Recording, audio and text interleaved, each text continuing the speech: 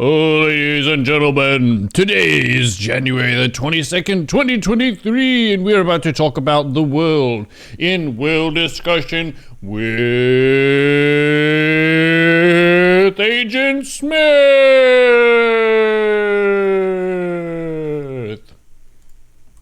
Hello? Ha! Gotcha. How you doing, dude? I'm doing okay. How are you? Pretty solid. Keeping it real, taking it easy. Been doing some video gaming. We did our first two raids of the new tier. They added new content, which is way harder than the previous tier, which is a welcome change of pace, but a little bit more frustrating in some ways too, because we wipe and make mistakes and that kind of thing, but all good. How have you been, Mr. Sir? I can't complain. Yeah. I'm well fed, so that's always a nice state of affairs. Oh, what'd you have to eat? Too much. What did you not have to eat? Yeah, I had some Spring Creek barbecue rolls, some cereal in the morning, and then some. What was it I had for lunch? Oh, Whataburger. That's what it was. Mm. Decadent, but very tasty. He's acquired the calories he needs to survive. That's good. That's an understatement. With a couple on top, maybe. Oh yeah, I accidentally got a bigger burger than I was intending. It was this giant triple meat thing. Mm-hmm.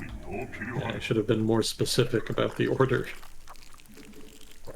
What did you say? Give me the biggest burger you have, or what? No, I just asked for the usual, which I thought was double meat, but apparently my reputation precedes me, and it was presumed the usual was, as you say, the biggest burger they had. That's on me for being a fat ass. Need to diet more. Right. Next time you could go in there and tell them you want the unusual. Yeah, that's what I ought to do. Yeah, Whataburger, do they have that up there in Washington? It's a lot less common. I don't think I've seen one around. We have Red Robin, which is a little bit more of a like sit-down kind of vibe to it, but it's a similar chain that has a bunch of different types of burgers and stuff.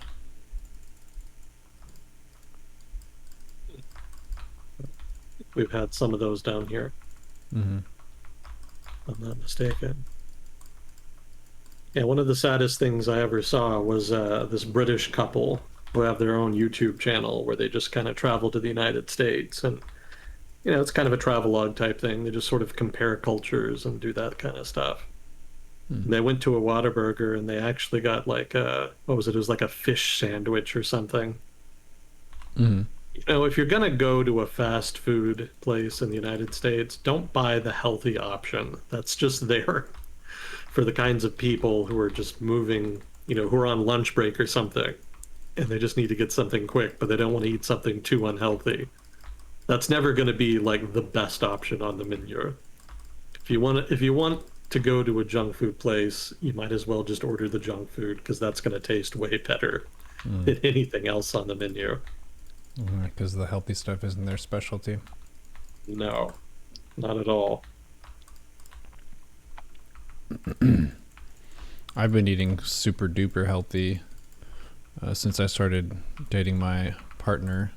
She's vegan, and I wanted to try it out, and I've been doing that for I think like 4.5 months now. Oh yeah. Yeah, it is healthy AF. The only thing you have to watch out for is like you need to get more B12 vitamins because a lot of the B12s are most heavily concentrated in meat stuff.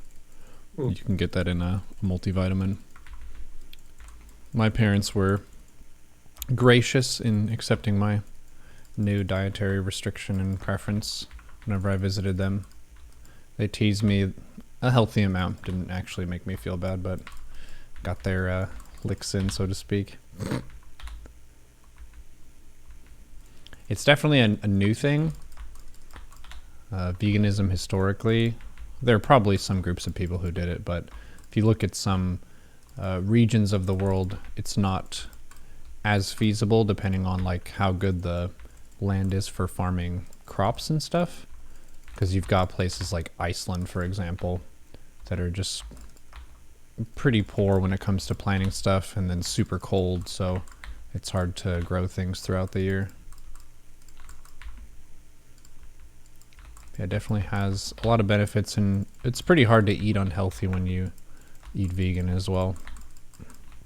Because a lot of animal products just have really high caloric density to them. You get a whole bunch of calories per the volume of food, which has an upside in that if you're needing calories and can't get enough, then that's good.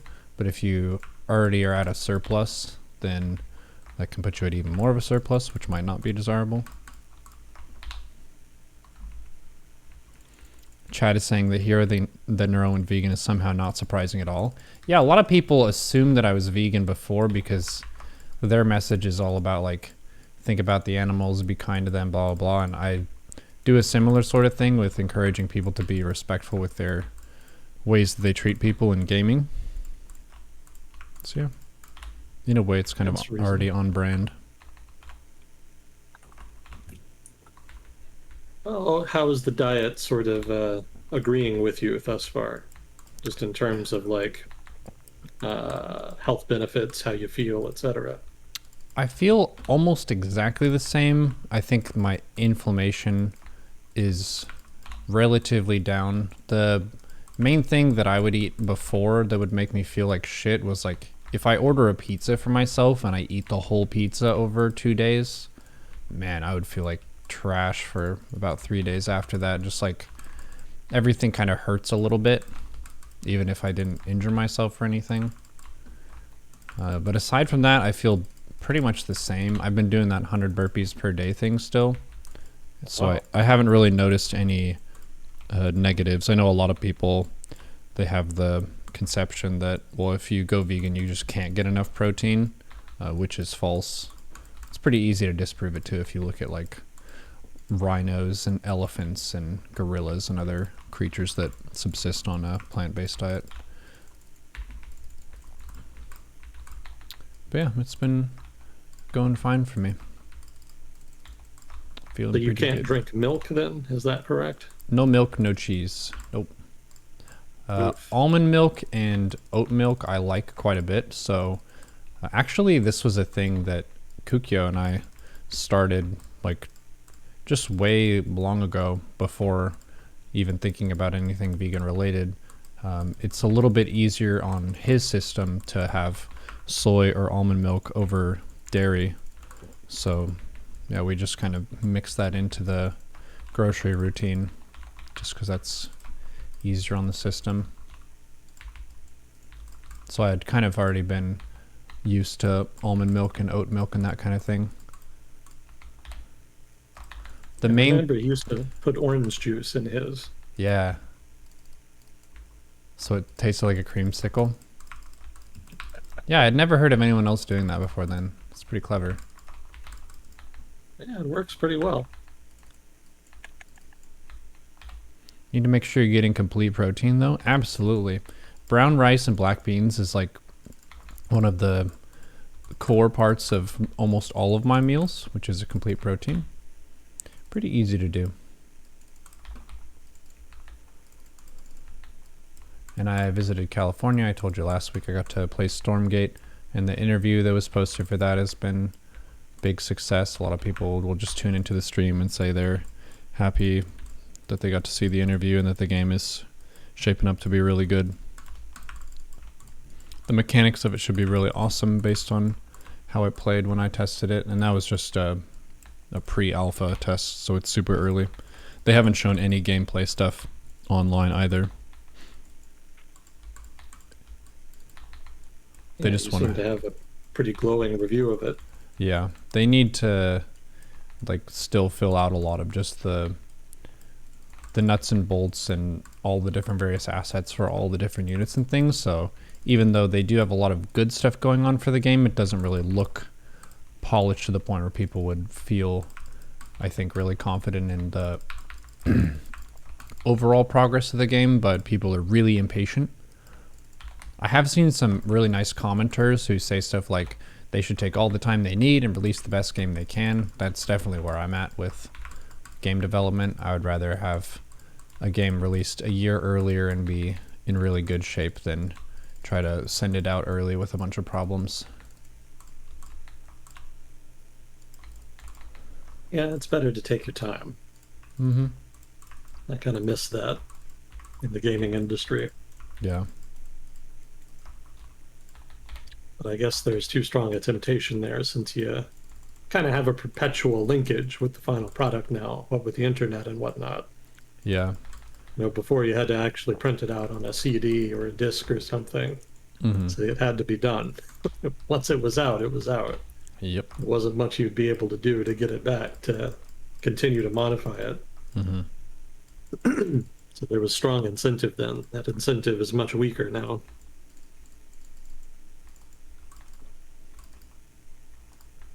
Well, it sounds like you've had a good week.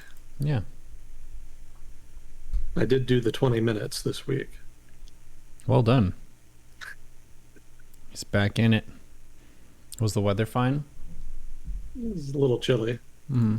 It's been a little cold down here lately. Nothing too bad, at least thus far. Ship it at 80%. Yeah, chat's saying that. That was a mantra of mine a couple years ago. I still think it's a really good one, to make sure people don't over obsess about trying to make sure something is perfect before they ship it, just because each next iteration of polish and improvement takes more effort than the previous one. So if you're trying to make something 100% perfect, then you're never going to release it. So it's always going to have some number of flaws to it, and that's okay.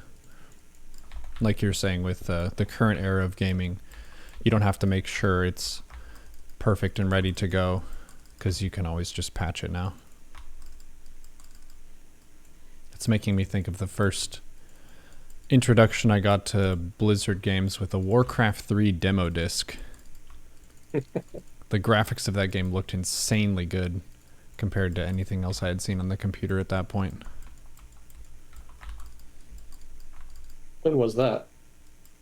When was that? Yeah, when did you play that?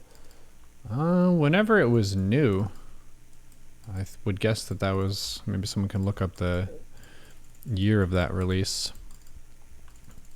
Pretty long time ago now, wasn't it? Yeah, my brother and I were kids at the time. We were going to one of my dad's work colleagues' homes for dinner with their family, and he had, I think, the game already ordered, but he had the demo disc just lying around, and he let us play it on his computer, and we were like, this is the coolest thing ever.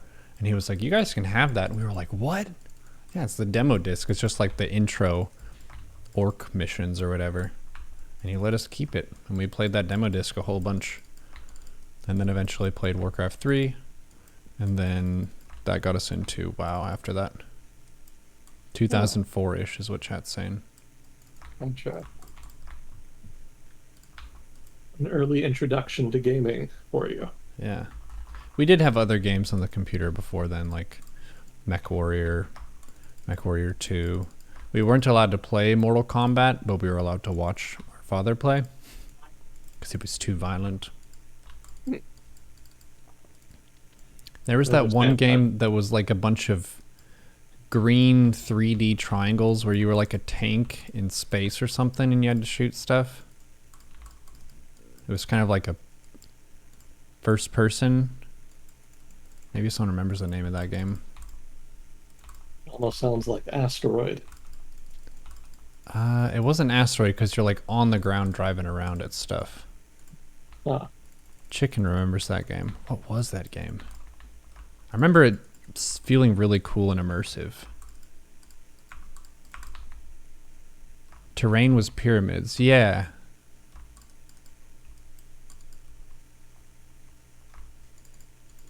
You got me beat. I don't remember that one. Yeah, a bunch of people remember it, but no one knows the name.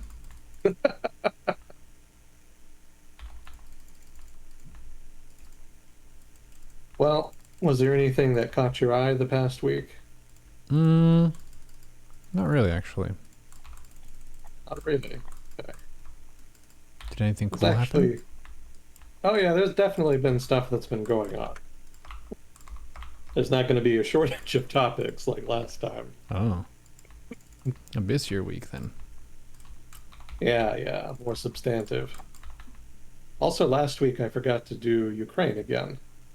Keeps Hmm. slipping my mind. So we've got a backlog of that as well. But did Sure. you see the news out of Peru? No, what happened in Peru?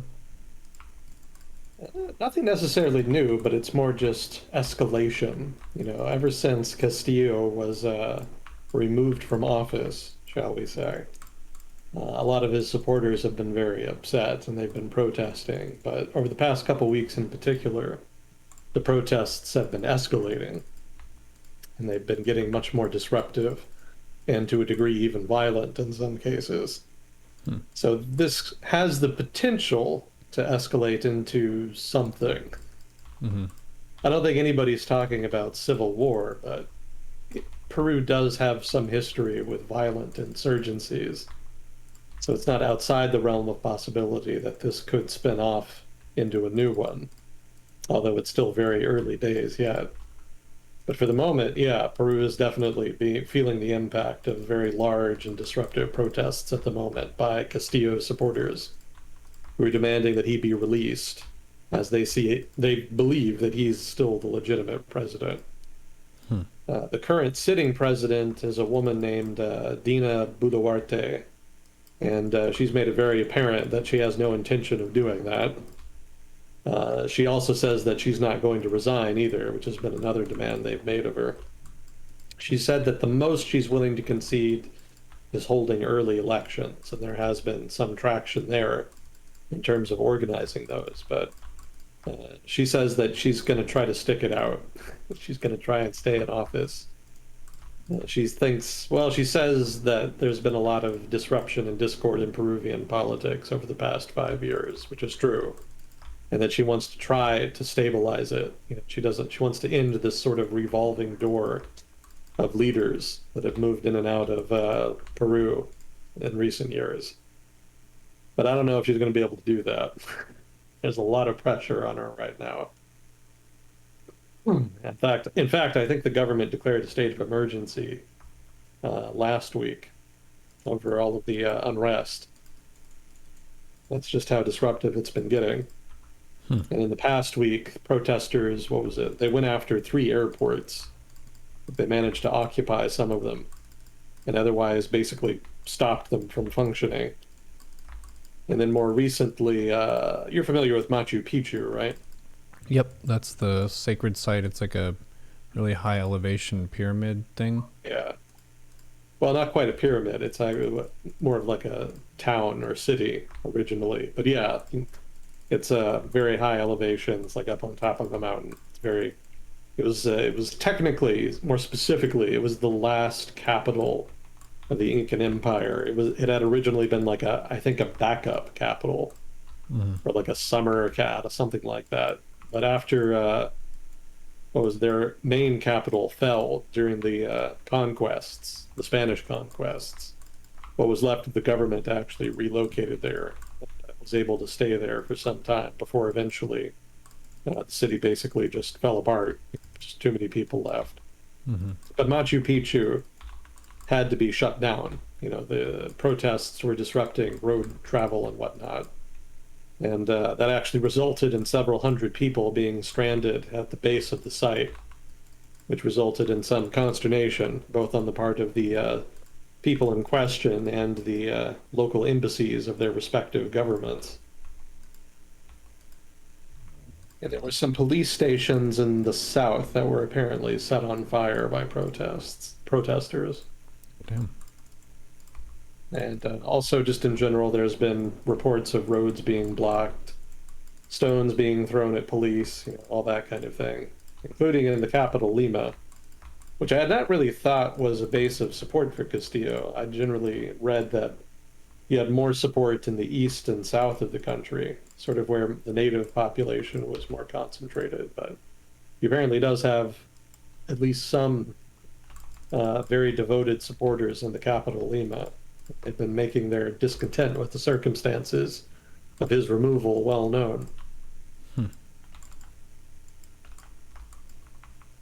Yeah, it's also worth noting that a lot of the unrest in the South actually kind of tracks, that is to say, correlates pretty closely with things like inflation and drought, which have been problems in Peru over in recent years. So the areas that have been worst impacted by those factors seem to be the ones that have some of the most disruptive and strong protests. So Castillo's support in general is among the poorer parts of the country, and so no surprise then that those parts kind of have been disproportionately impacted by inflation. But at the same time, it seems that it's not just being poor that leads to people, who support Castillo coming out and protesting. It seems that in general, economic conditions more broadly seem to have a big impact there. Mm-hmm. So that just speaks to the importance of things like, inflation and the economy as far as government legitimacy. It's one of the leading factors for the Arab Spring back in 2011. Sky high oil prices inflated the price of food and the distribution thereof, and the result was mass discontent. That was not the main reason for the protests that led to the cascading fall of several governments in the Middle East, but it was an important one. So Peru is experiencing something similar now. Drought and inflation are not the leading cause of the protest, but they're important contributors. But the general takeaway here is that Peru is getting interesting. Mm-hmm. It's been interesting for a while, but things were still relatively on track in terms of things like the government's monopoly on violence, general stability. Like the government was a mess, but the economy kind of continued to clip along. And Peruvian society in general seemed to be more or less doing not too much worse than it had been. But now things are kind of trending in a more negative direction.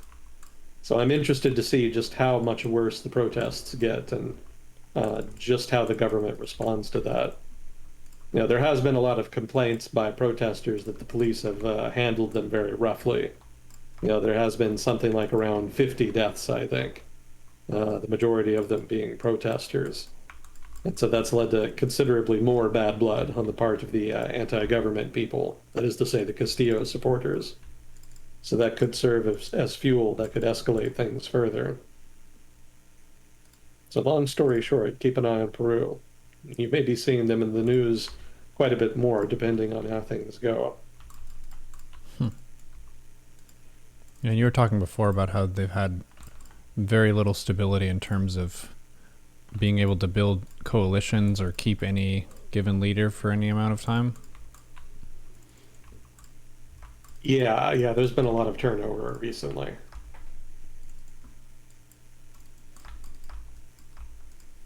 It has to do with the Odebrecht scandal and the fallout thereof. Mm-hmm. Yeah, it's just very cutthroat in Peruvian politics.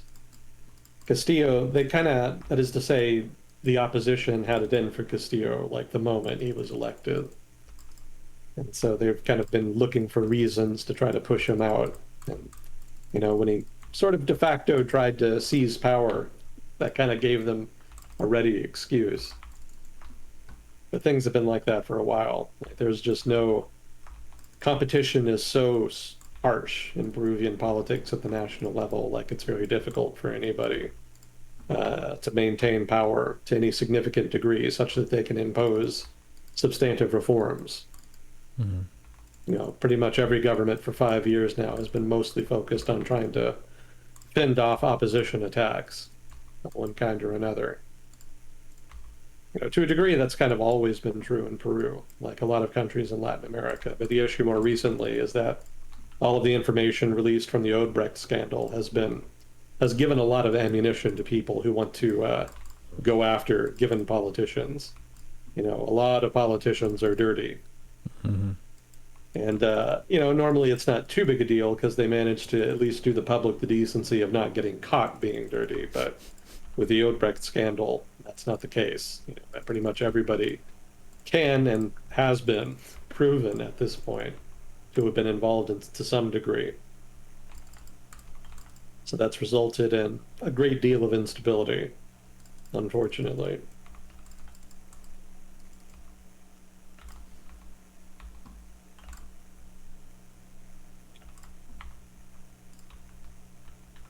So that was one item. Did you see the news about Vietnam? No, what happened in Vietnam? Vietnam had a major leadership change. Their president actually resigned, Hmm. which is unheard of. You know, for what I was reading, there are what's called four pillars in the Vietnamese political system. One of them is the president, and then another one is the general secretary of the Communist Party in Vietnam. And but the other two, I don't have the names in front of me, but basically these are the most important and powerful people in Vietnamese politics. And for one of them to just resign is extremely unusual.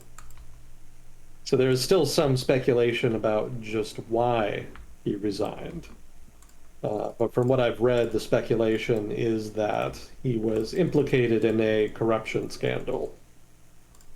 Apparently, there's been kind of a running investigation into, what was it? It was like a specific company, Viet A Technology Corporation. That's what it was. So there's been a running investigation into corruption surrounding that company that's netted a number of people in the government.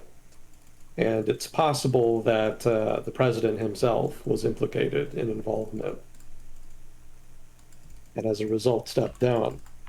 Hmm. You know, one of the interesting things that I read here is that the Vietnamese government has taken an innovative strategy, has adopted an innovative strategy towards fighting corruption in their political system. So historically, they've been very harsh, right?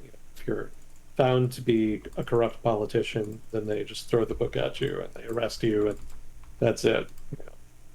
But that's created a very high stakes status quo in Vietnamese politics. I mean, however much they may want to fight corruption, the reality is that being an authoritarian one party state, there's invariably a lot of corruption. There's no getting around that. It's a big part of the sort of horse trading and day to day politicking of any given authoritarian political system. So the result is that anti corruption drives are not really so much about keeping the government clean, so much as they are a tool of one faction or the other to use against another opposing faction within Hmm. the party. So, because things are so high stakes, given how harsh they are on corruption in that regard, it really, really behooves you to have to be a member of a strong patronage network. And in the event you do engage in some form of corruption, you really, really don't want to get caught. And so Hmm. there's a lot of bribery and probably not an insignificant amount of violence that results from that. So what the Vietnamese Communist Party has done in recent years is they've kind of shifted their strategy to focus and incentivize voluntary resignations. The idea being that if you resign before you're caught, then the government will go much easier on you. Hmm. Whereas if they have to go and investigate you and then find out that you did something wrong, then they'll go much harder. So the idea there is just to kind of lower the stakes and incentivize people to just voluntarily come out and, you know, confess their crimes in order to get a lighter sentence. You can almost think of it as a sort of authoritarian equivalent of plea deals in the United States legal system. Hmm. That's very common here. For those of you outside the United States who maybe are not familiar with plea deals, the idea is that in exchange for offering some kind of something beneficial to the prosecution, maybe a given defendant agrees to testify against another defendant, and in exchange they get a lighter sentence, you know, something like that. Those are very common in the United States. They're actually an important tool by which the legal system rations time because there's an immense amount of demand for time in the legal system. Like there's so many cases that are constantly being brought that anything that helps economize on that is invariably much sought after. So plea deals are one of the ways that judges and lawyers and whatnot do that. As a side note, a lot of people in Europe really don't like that idea. They're very critical of the idea of plea deals because they note that there's not insignificant incentive there to agree to basically testify falsely against somebody in exchange for a lighter sentence, or maybe even to admit your own guilt and take a lighter sentence because you don't think that you can prove your innocence. So there Mm. is some room for criticism of plea deals. It's not perfect. There are some perverse incentives there for sure. Well, don't But they have some differences in the foundation of their legal system too? Like, I think in France it's guilty until proven innocent, since you have to prove your innocence in a case, whereas here in the U.S. it's innocent until proven guilty. I haven't heard that. I'm not saying you're wrong, but that's not what I've read when I've read comparisons of the common law system and the civil code systems they have in countries like France. The difference that I've read is generally focused more on precedent. In the common law legal system, precedent is the most, well, one of, if not the most important factors in determining a given case's outcome. Whereas in a civil law system, precedent is relevant, but the facts of the case can take precedence, and the individual judge's interpretation of the relevant laws and codes also is much more important. It's worth mentioning, too, that in a common law legal system, the judge is more of an arbiter, Mm-hmm. whereas the lawyers for the prosecution and defense or what have you, they're generally more responsible for doing the investigation, the relevant investigations, and presenting evidence and whatnot. In the civil code systems that I've read about, it's actually the judge of the case that does the investigation, and the lawyers for the relevant people involved in the case, they kind of help and contribute, but their efforts are otherwise subsidiary to the investigative efforts of the judge in question. Mm. But I haven't heard so much about what you mentioned there. Chat saying that it's innocence by default in France, so I guess I misheard that from somebody. Thank you for the correction. At least I was only incorrect for a minute. Well, they can go hard in a civil code system such that you can feel like you're being treated like you're guilty Mm-hmm. in lieu of proving your innocence. Do you remember Amanda Knox? No. She had a years-long case in Italy, during which time she was actually detained in an Italian prison. Hmm. And I'm not saying she was guilty or innocent. That's still subject of debate even today. She was arrested and accused of murdering her roommate.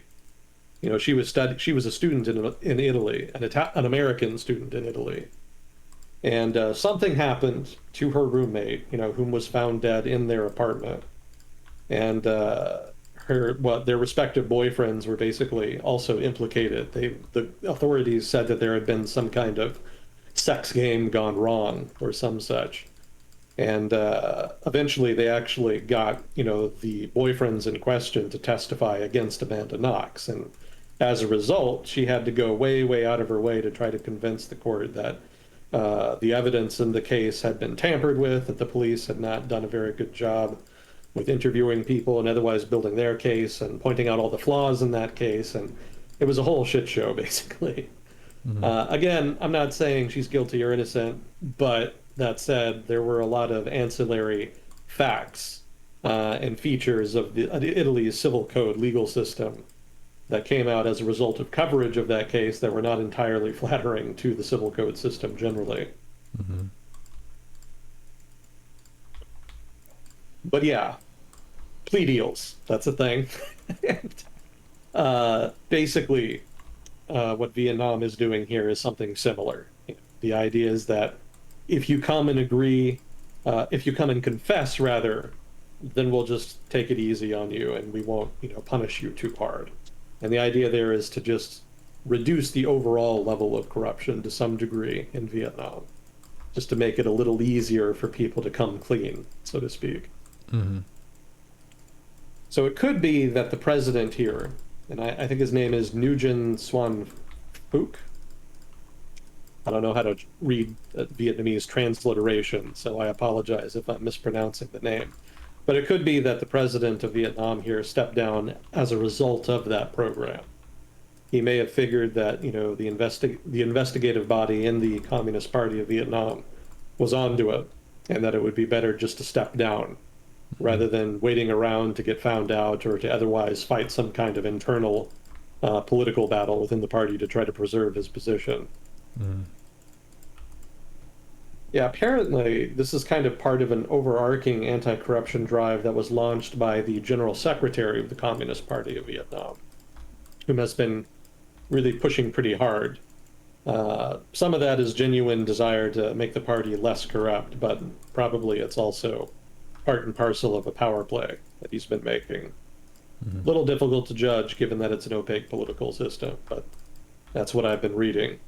I also found it interesting that the president of Vietnam is not the same guy as the general secretary of the Communist Party.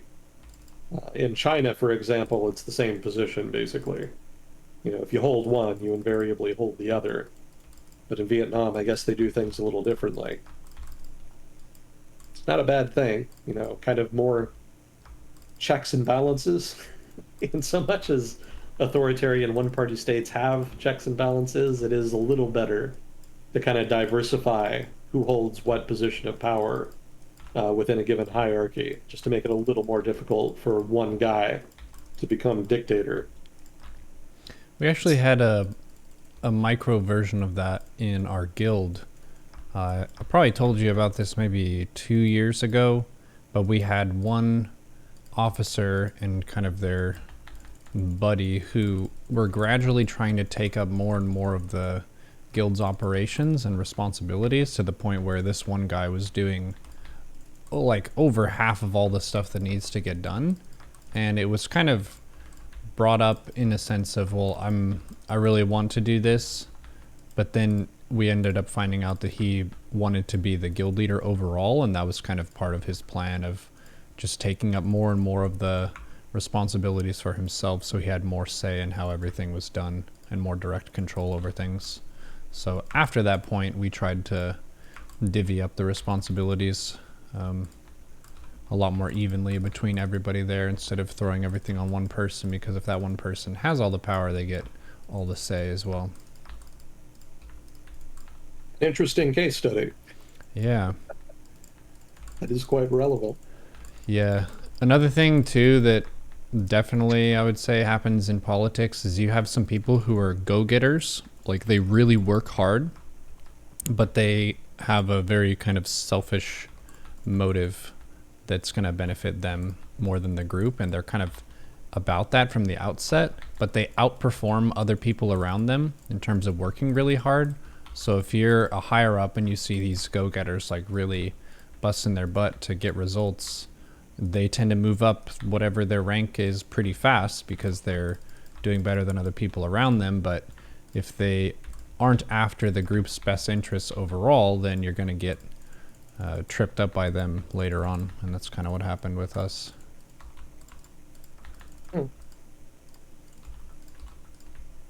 Any old school people who've followed the guild know who I'm talking about. I was naive, but now I know some of the evils and wickedness of humans. Well, at least WoW is a relatively low stakes venue in which to learn that lesson. That's true. Sips TJW knows who it is. Did he have to leave the guild? What was the fallout? Oh, they were forcibly removed from the guild. They were thrown out. We did like a Among Us style emergency meeting where we got all the officers except for them and the officers who were, we felt like more in their pocket than the original kind of leadership. And we kind of talked out what all the evidence was. And we were like, all right, so we're going to do this. I'm going to go from A to Z. You're going to go from Z to A. And we just went boom, boom, boom, boom, boom, kicked out all their characters and their alts. So like their lower level characters too. And then we did like a open forum Q&A with the guild where we said, all right, whatever just happened, we didn't explain everything before we did it, but now we'll answer any questions after if you want our reasoning and that kind of stuff. A thorough purge of the party. Yeah. Well, Trotsky would be proud. We were a lot better after that. Yeah, beneficial results. Yeah. Well, Trotsky would definitely be proud. I don't think even he managed that.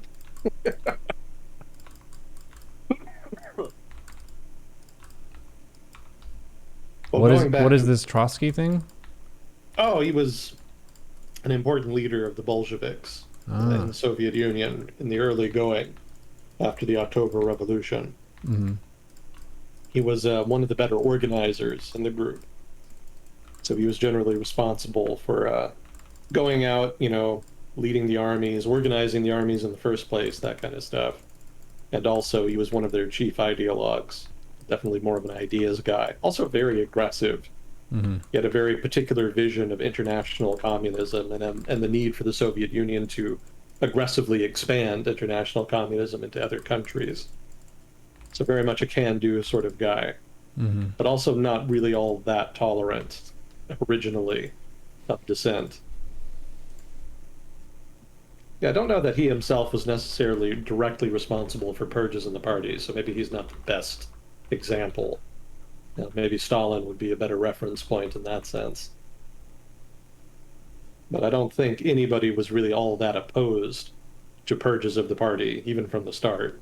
Mm-hmm. It was kind of a uniform thing everybody was kind of on board with, for the most part.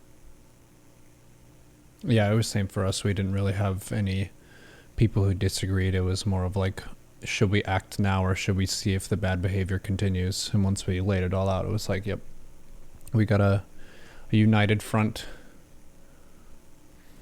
What was their motive and what could have become of it if they been left to achieve it?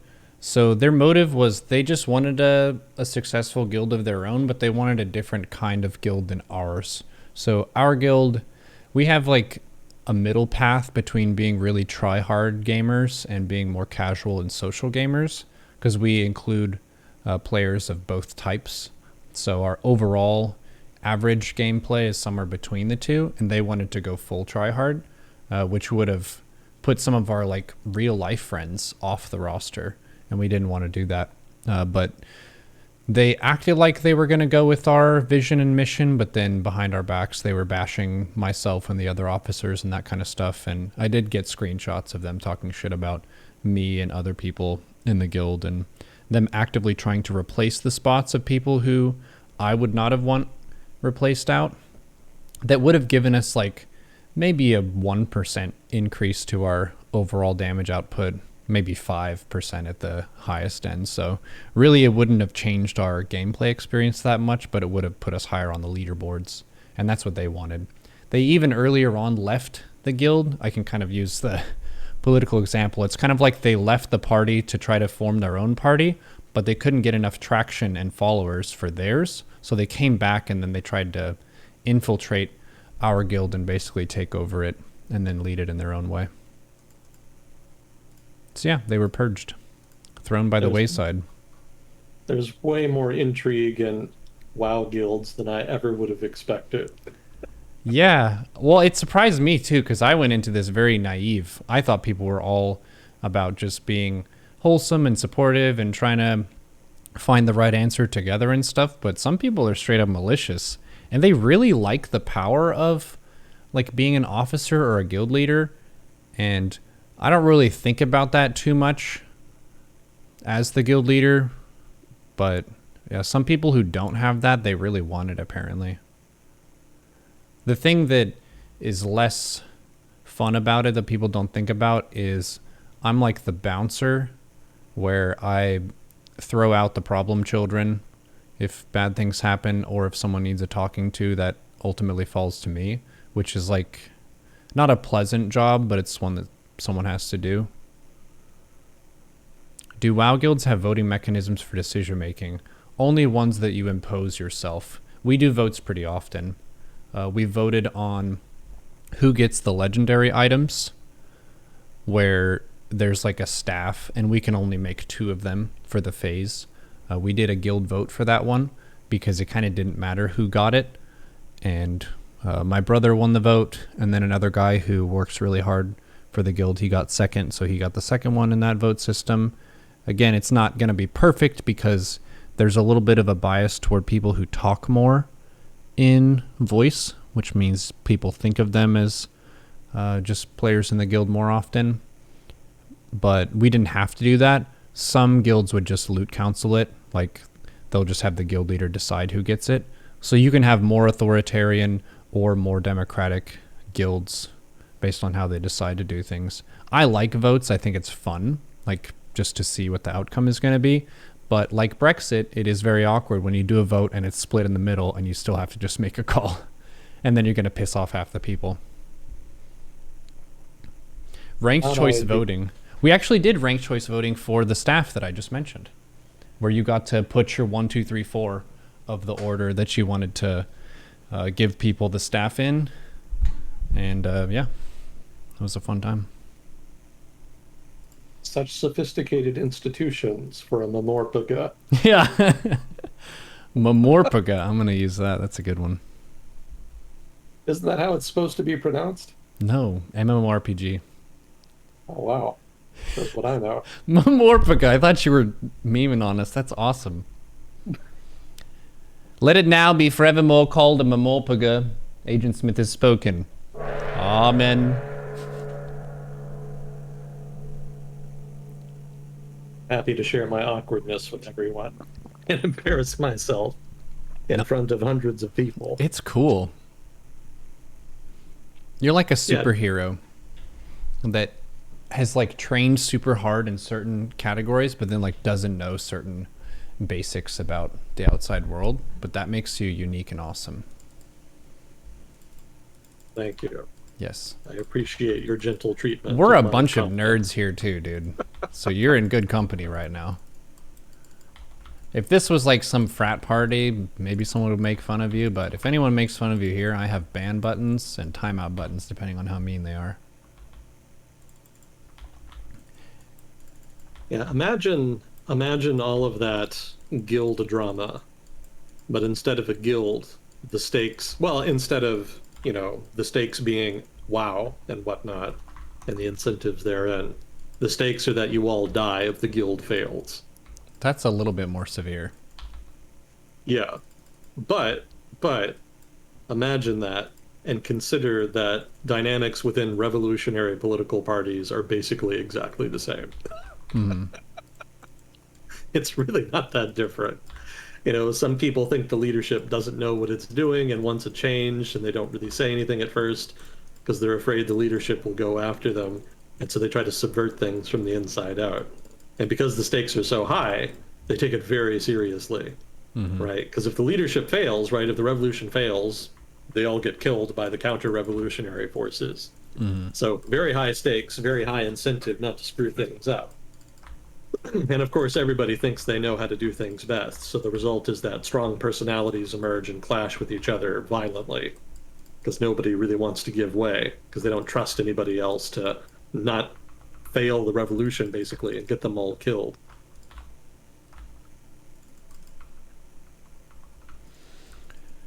Yeah, with WoW, the like currency that people are more after directly is the loot that drops, which is sort of like money in a sense, or power. I guess it's more just directly power. But this person who we ended up purging, one of the things that he was doing that was pretty corrupt was using his leverage as a loot council member to get favors from people, and then he would kind of just fuck them over later and not actually follow through on his deal.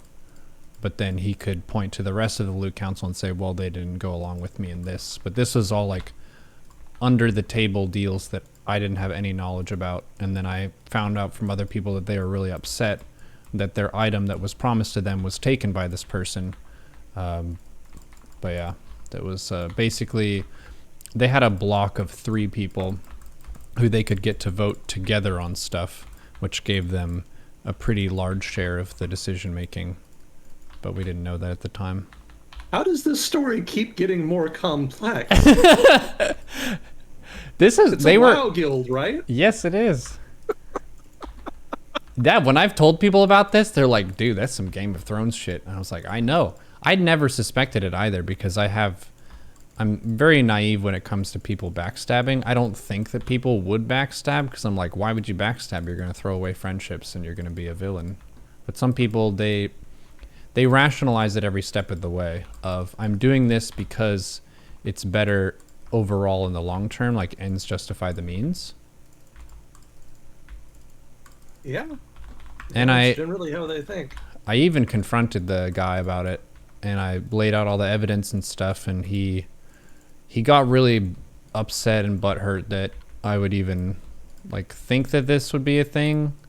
And again, I could have like taken a plea deal of like, if you admit what you did, then that's cool. I can forgive you. Like, I understand you might have really wanted this item and it's the best thing for your class for the rest of this expansion. You'll get to use it for a whole year. But nope, he wouldn't. He would not confess, so he was thrown to the ground. Wow. Yep. Yeah, people abusing their position for their own benefit is obviously one of the oldest stories in the book as far as government corruption. Mm-hmm. So that speaks for itself. Mm-hmm. Yeah, that's definitely common behavior amongst elites of one kind or another. Yeah, what a fascinating, robust case study you have, Neuro. Yeah. It was a bit of an emotional roller coaster when it happened, just because you've got like people who are getting legitimately upset about it. And this was during COVID as well. So for a lot of people, this guild was their life. It was their social life. It was their work life, because many people were out of work. So they just poured all of their life's energy and desire into these digital items in a video game. And they cared a lot more than I did for a lot of it. But because they care that much, I have to factor that into how I'm thinking about everything. But yeah, heckin' dramatic shit on World of Warcraft.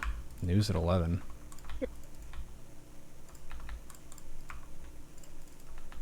Too much drama for me. Yeah. I can barely handle the people in HOTS QM.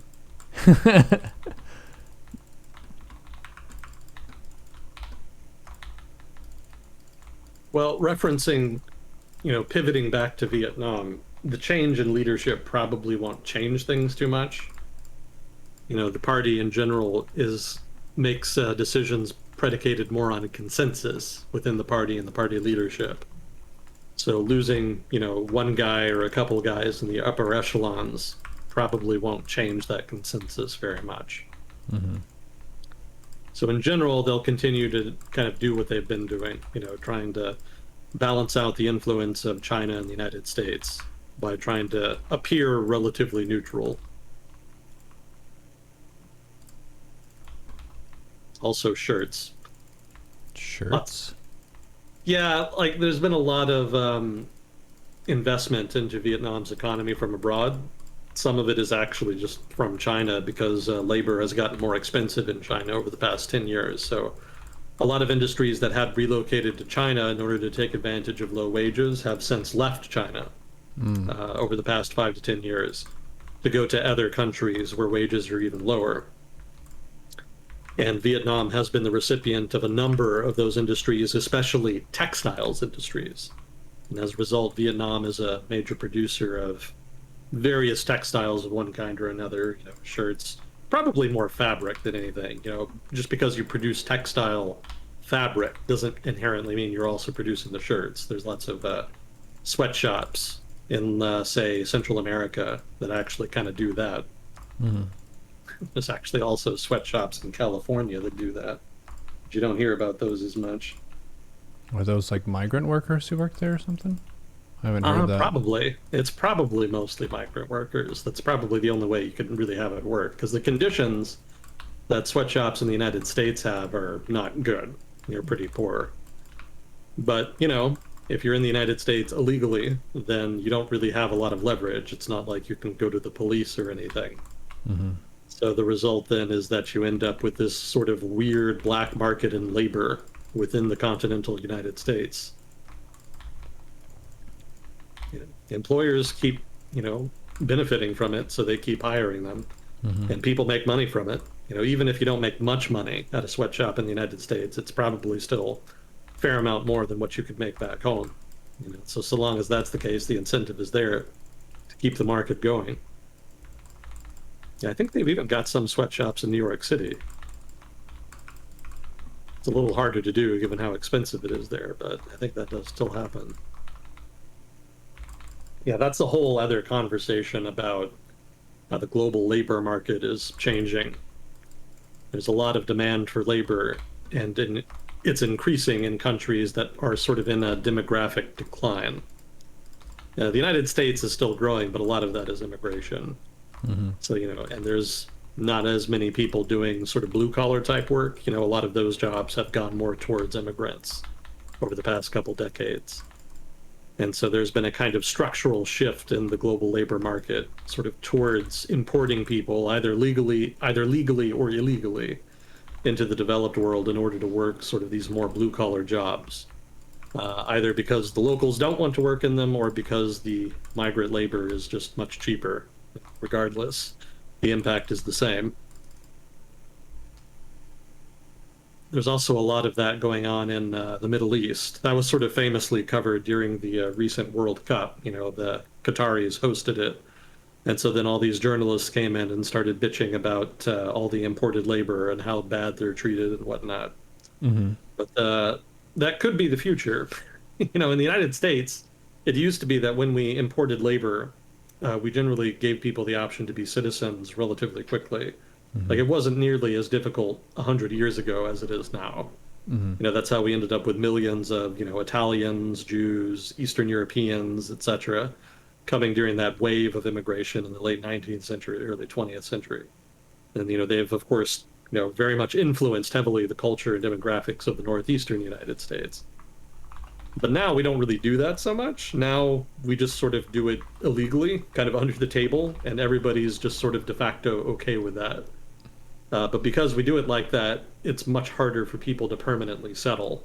Mm-hmm. And so we've got sort of this weird permanent itinerant population of migrant laborers that are sort of in legal limbo in the United States.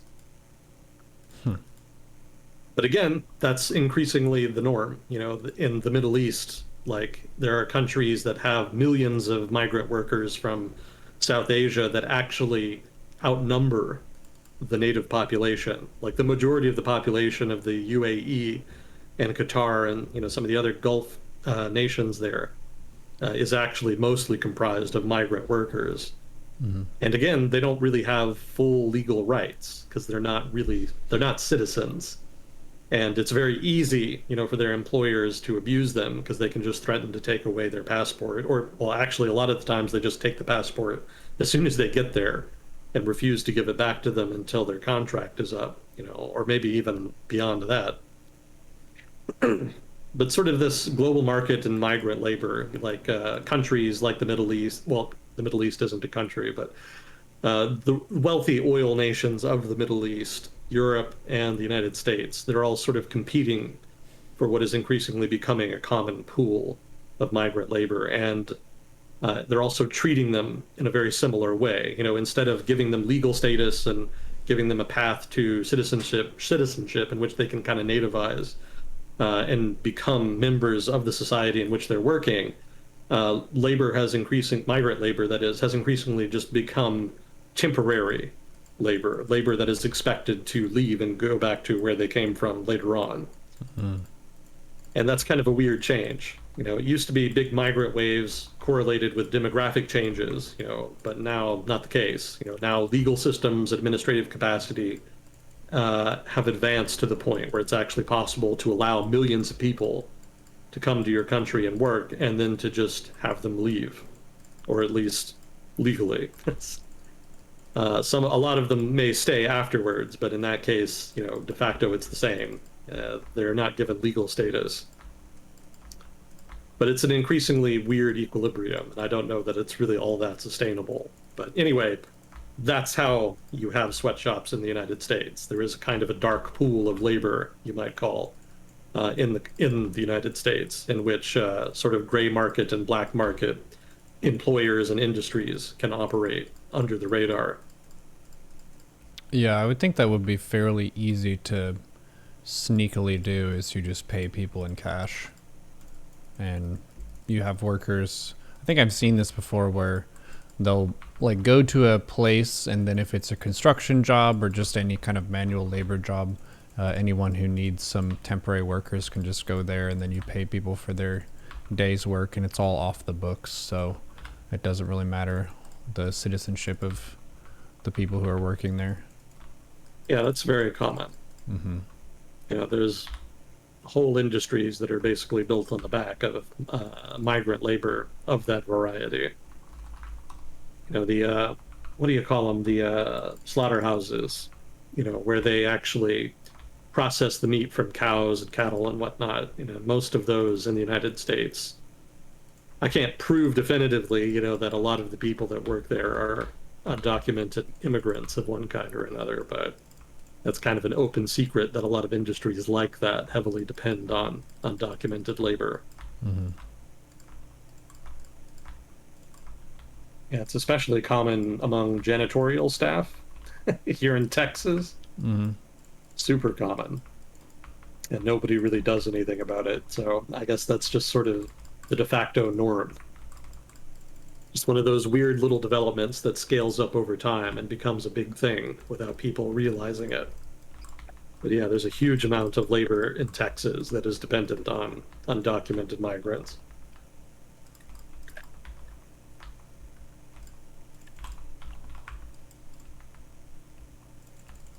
I think I was talking about Vietnam at some point. I'm not sure how did we get in? You I mentioned did that. how that there's that in the U.S. as well. It's not just Right. sweatshops in Right. Vietnam. Textiles, Vietnam shirts, that's what it was. Okay, yeah. Yeah, Vietnam specializes in textiles, among other labor-intensive industries, and so that's what I meant when I said shirts. They produce a lot of cloth and other materials relevant to the production of textile goods. Mm-hmm. Yeah, Bangladesh is actually the bigger textiles market, but Vietnam has also benefited. So that's all part of balancing China with the United States. Chinese investors have actually partly been responsible for the emergence of the textiles industry in Vietnam. A lot of them owned textiles industries in China, and actually they themselves relocated their factories to Vietnam in order to take advantage of the lower wages.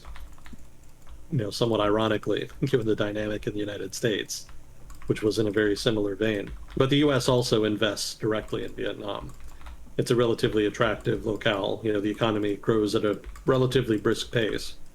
And the government obviously is not ideologically pro-market, but in effect, they're kind of pulling a China and doing a sort of communist capitalist thing. Mm-hmm. And it seems to be working thus far. Although it hasn't been as successful as the party would like. They had been hoping to make Vietnam an Asian tiger economy, but that kind of failed. Sort of in the aughts, I think it was. Some of the leading state-owned enterprises that were supposed to be national champions ended up failing and going bankrupt. I think the famous one was a shipyard, or a set of shipyards anyway. Yeah, getting into shipbuilding is, one of the ways you can industrialize relatively quickly. That's a very common industry to see countries trying to develop quickly adopt. And Vietnam tried it too, but unlike with, say, South Korea or Japan, they failed. It just didn't work. So that was a big setback. It cost them a lot of money. But they've been doing okay since. They just haven't been able to, pole vault into the next stage of development. It hasn't become yet a middle income country, and certainly not an upper income country yet. but overall doing pretty good. They've got a decent balance of investment from different countries, so they're not overly dependent on China. So that gives them some leverage, but they're still relatively dependent. China is easily their largest trade partner, so they're not really quite completely free of Chinese influence like they might like. Mm-hmm. That somewhat limits the room to maneuver as far as aligning with the United States. Some people say that Vietnam is an American ally. I've read that sometimes online, in forums, message boards, whatnot, but that's not really true. The Communist Party of Vietnam is still wary of the United States. I was reading an article in The Diplomat about that recently. Just because they want to use the United States to offset Chinese influence doesn't mean they want to be an American ally or even that they particularly trust Washington. They're just sort of making use of the United States at this point. But there's probably not going to be any kind of formal alliance. They don't want to make that big a jump. They just want to make sure the United States is present to act as a kind of stalking horse that they can use as leverage against Beijing. That's pretty much sufficient for Vietnam's strategic purposes. Anything beyond that is likely perceived by the party as too risky and provocative. Mm-hmm.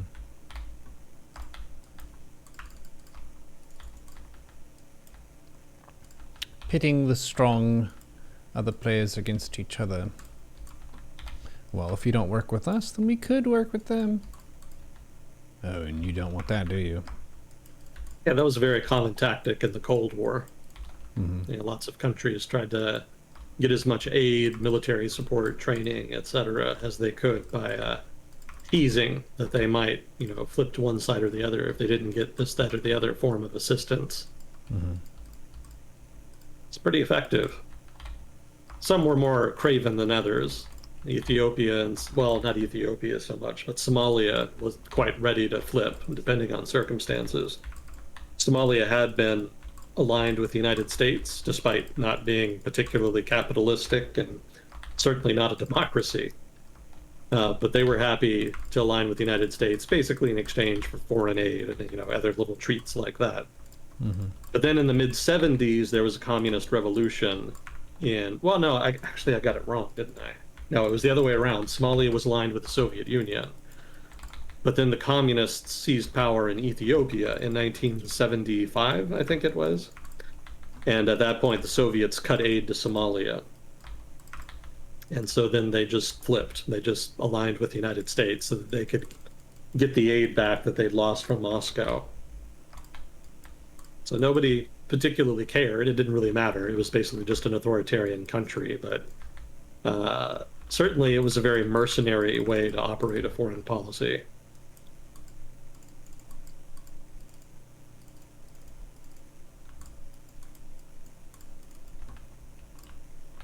But you can probably look forward to more of that in the present era. Mm-hmm. Yeah, it's a little hard to do. It had been a little harder to do in the 90s and aughts just because the United States was, the sole superpower effectively at the time. So there wasn't really anybody to play off of them. Mm-hmm. I think, interestingly, the result of that was not so much an inability to resist American pressure as a lack of American pressure. The United States government kind of took a disinterest in the rest of the world for much of the period after the Cold War. Obviously the terrorist attacks in 9/11 changed that a bit, but even then the focus was mostly on terrorism and not so much on liberalization, democracy, free markets, etc. But now that China is kind of reaching a point where it can be considered a peer competitor, there is more impetus to make an effort. So as a result, you can see in the news there's greater attempts by Washington to engage with the rest of the world. Hasn't been very successful lately, or really even in the past 10 years. I think there's still a lot of disagreement and confusion in Washington about just what to do about China from a strategic perspective. There seemed to be a lot of direction to the attempts by Washington to counter China. It seems a lot more reactive. China will do something in one area, so then the United States will try to kind of scramble to mobilize some kind of token response, but invariably it's not very substantive. Mm-hmm. So we keep up appearances, but we're not actually all that good at competing with China for influence around the world. Our chief advantage there is that the Chinese themselves have wasted a lot of money trying to influence the rest of the world and have been pulling back a bit in recent years. Yeah, being sort of a traditionally isolationist country, China struggles at times to kind of engage with other countries diplomatically. They'll probably get better at it because there is a whole generation of Chinese now that have, in the past, what, 30, 40 years, have left China and set up businesses and whatnot in various developing countries. So those people will be a ready source of information about those territories that should make them a little better at diplomacy. But it'll probably take a while. I think a lot of those people are probably, a lot of the kids and whatnot that say grew up overseas are probably just now coming of age and maybe entering government service. I would assume that they would allow them to join the government in that way. It could be that the diplomatic service in China is as nepotistic and corrupt as some of the bigger, more important agencies. So in that sense, maybe there's not room for people like that. That would certainly benefit US interests. But I would infer and assume that the Communist Party of China would be at least intelligent enough to know the value of having people who have lots of experience overseas, and that it's imperative that they integrate them into their diplomatic service in order to benefit from those skills. Yeah, the United States definitely knows the value of people like that, and the State Department is disproportionately filled out by people with lots of experience working overseas. It sounds good until you consider that it's kind of offset by the lack of any real institutional effort to produce diplomats or train them for that matter. There are countries in Europe, especially, that actually have institutions, educational institutions that are specifically designed to produce diplomats that can serve in a given country's foreign service. The United States actually does not have that. The closest we have to something like that would be Georgetown University. I think it's called that anyway. They actually have a program, designed to produce effectively diplomats.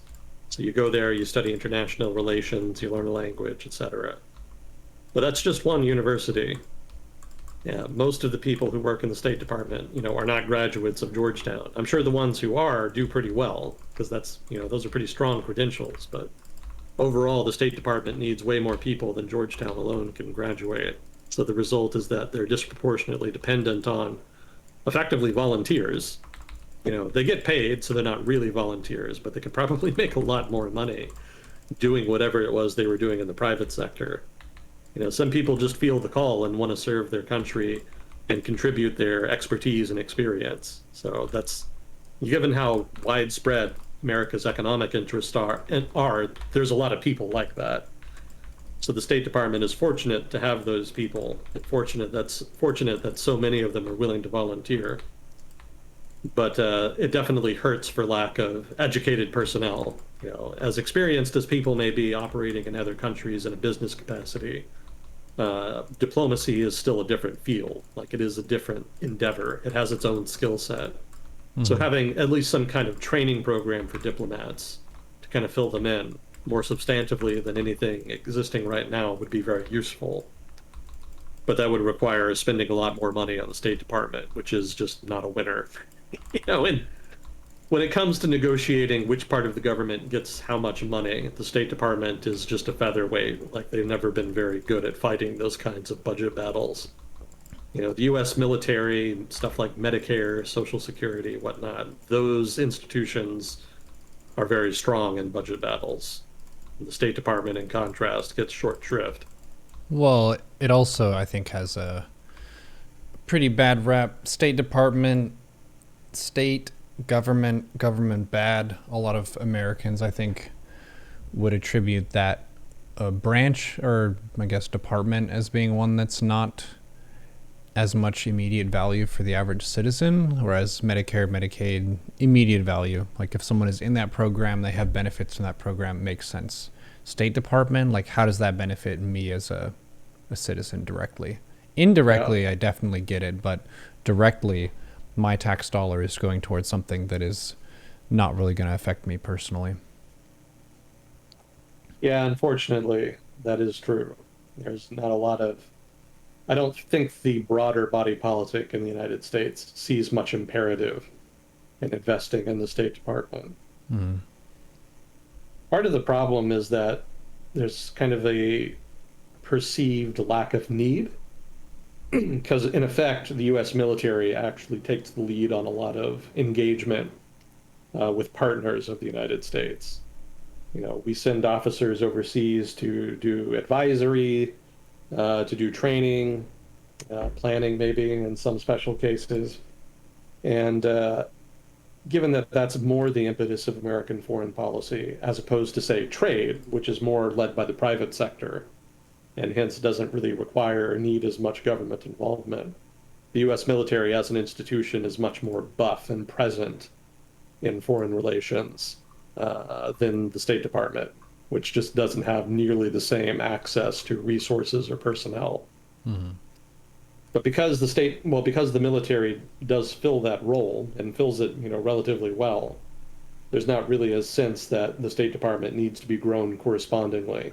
Some people argue that that would be a form of duplication. Why have the State Department do what the military is already doing? Mm-hmm.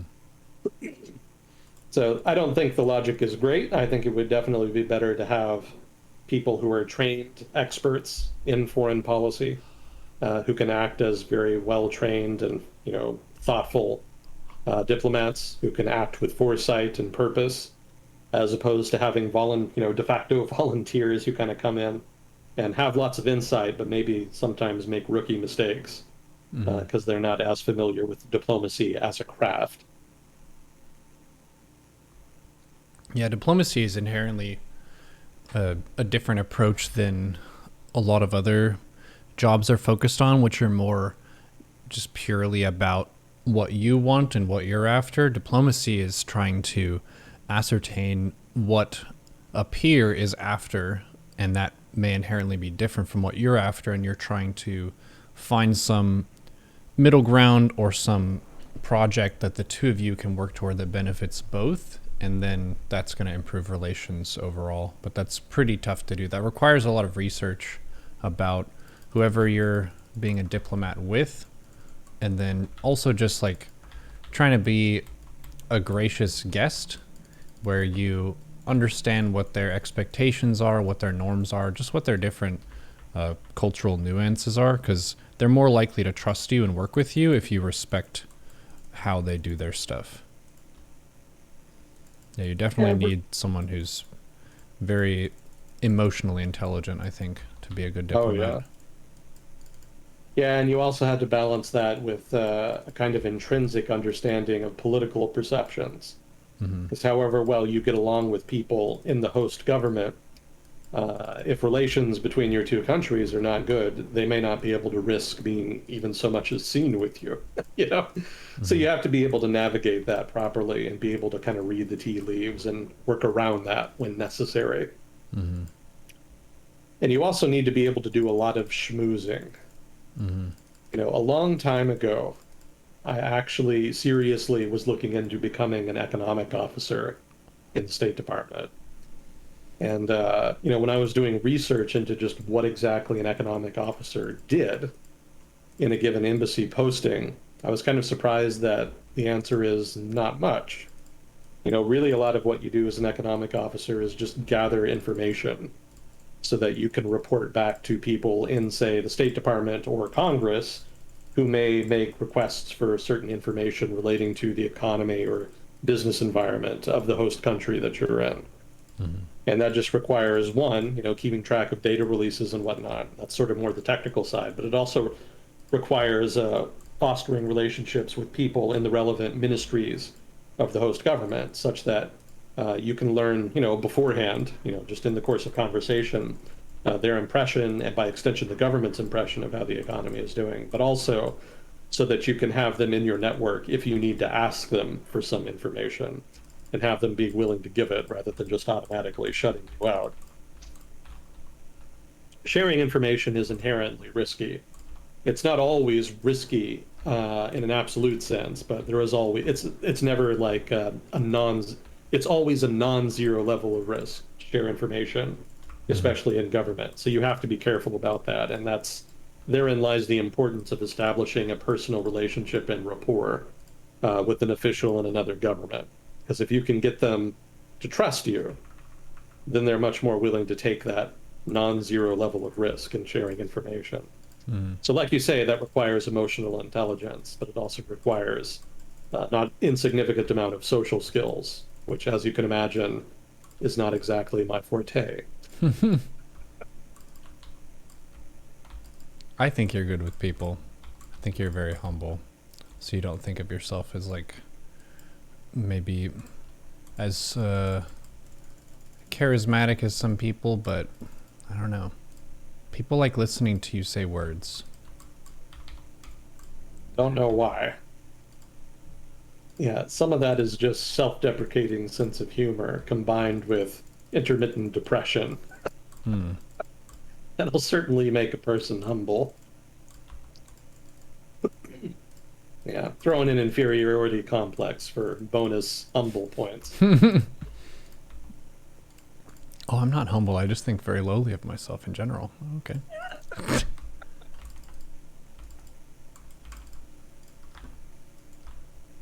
The long story short, the State Department needs more money. Please support them, but you probably won't, so nothing will change.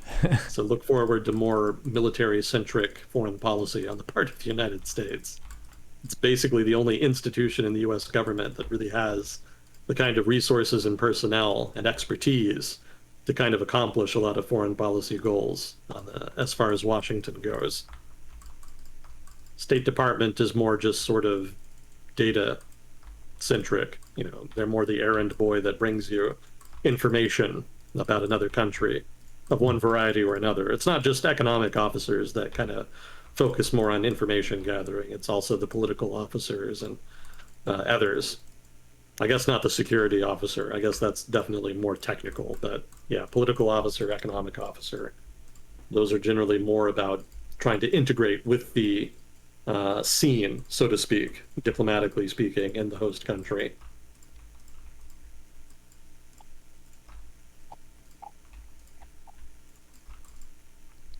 Yeah, I told you we wouldn't have a shortage of stuff this time. True. And that's only 2 items in. Yeah, we didn't even do Ukraine yet. Are we doing okay on time? Yep. Got an hour and a bit. An hour and a bit? Oh, that's right. We started a little late. Yeah. Gotcha. Okay. Actually, why don't. Actually, I'm going to do Ukraine before I forget again. We just jump in there and do that. I don't think we've gotten any questions yet, have we? Don't think so. Okay. So I'm going to preface this by doing the usual disclaimer. It's always random chance where it falls in any given excursion here. I'm not an expert in everything I talk about on here, more painfully obvious at sometimes than others. So if I ever say anything wrong, stupid, or biased, please do correct me. If I'm wrong, I want to know more than anybody. And I do get a lot out of the feedback I get from chat. It's always fun to kind of interact with people. I don't read chat while I do this because I can't walk and chew bubblegum at the same time. But participation is encouraged. We do appreciate feedback and corrections. So that said, what's been going on in Ukraine the past 2 weeks? Have you seen anything about it in the news at all, sort of in your peripheral vision? I have not, but I have seen Bitter Sugar on Dota in my peripheral vision, so I know he's still alright. Playing video Oh, that's games now good. and then. Yeah. They have inconsistent power. Like sometimes the power in his unit is on, other times it's off. So it's cold some of the time, and obviously you can't play video games without power. So Yeah, that'll definitely put a crimp in your gaming. yeah. Well, let's see. Well, one of the items out of Ukraine in the past 2 weeks has been the Battle of Soledar, which I'm almost certainly mispronouncing. My apologies. So Soledar is a town that's relatively close to Bakhmut, and I think you may remember that the Battle of Bakhmut has been one of the major battles raging in Ukraine over the past couple months. Uh, Basically, Russia is just throwing Wagner Group mercenaries at Bakhmut and the surrounding environs in the hope of taking it and gaining some, at least symbolically important land. I don't know that Bakhmut itself is all that strategically important, but it is one of the remaining parts of the province of, what was it, Donetsk, that the Russians have not yet taken. And of course, taking all of Lugansk and Donetsk provinces was, or at least as far as we know, is one of the objectives of the Russian army in Ukraine. So they've been pushing hard there. And there was a weird series of events, I think a week or two ago, in which Wagner Group, or more specifically the guy that owns and operates Wagner Group, Mr. Prigozhin, went online and said that Wagner Group had successfully liberated the city of Soledar. And the Ukrainians themselves came out and said, well, actually, no, fighting is ongoing. The city is still in Ukrainian hands. And more interestingly, there were actually people within Russia and the Russian government who said that they had not taken Soledar yet, which was especially fascinating because, as we've talked about before, there's a kind of an ongoing conversation among analysts in the Russia analytic community talking about intra-government competition within the Russian government between different various powerful political actors jostling for influence within Vladimir Putin's patronage network. And Prigozhin rather, is definitely one of the more ambitious actors within Russian politics right now. He's been pushing very hard to try to position himself and the Wagner Group as the most successful part of the Russian special military operation, as they call it, in Ukraine. And the suspicion is that he's doing that so that he can kind of become, one, more important and powerful within Putin's patronage network, and then maybe, two, position himself for some kind of higher office later on. Probably not president per se, but the more high profile he becomes and the more successful Wagner Group is perceived, the more genuine political capital he's going to have within Russian politics. But that's kind of more in the future for now. Right now, he's just trying to kind of win the Battle of Soledar, if not the Battle of Bakhmut, and take all of the credit for it, regardless of how important Wagner Group may have been to it. So there was somebody, I don't remember who it was exactly, but there was somebody within the Russian Ministry of Defense that came out after Prigozhin claimed to have taken the city of Soledar, who actually discounted the claim. He actually full on said that's not true, which is unusual. You would think that the Russians would kind of all be on the same page and would just agree to push a common narrative that makes them look good, regardless of whether or not it's true. But such is the level of distrust, mistrust, and competition between the Ministry of Defense and Mr. Prigozhin that did not happen in this case. So it's a very small example here of intra-elite competition. I don't want to read too much into it, but this is part of what is becoming an emergent pattern as far as competition in this vein.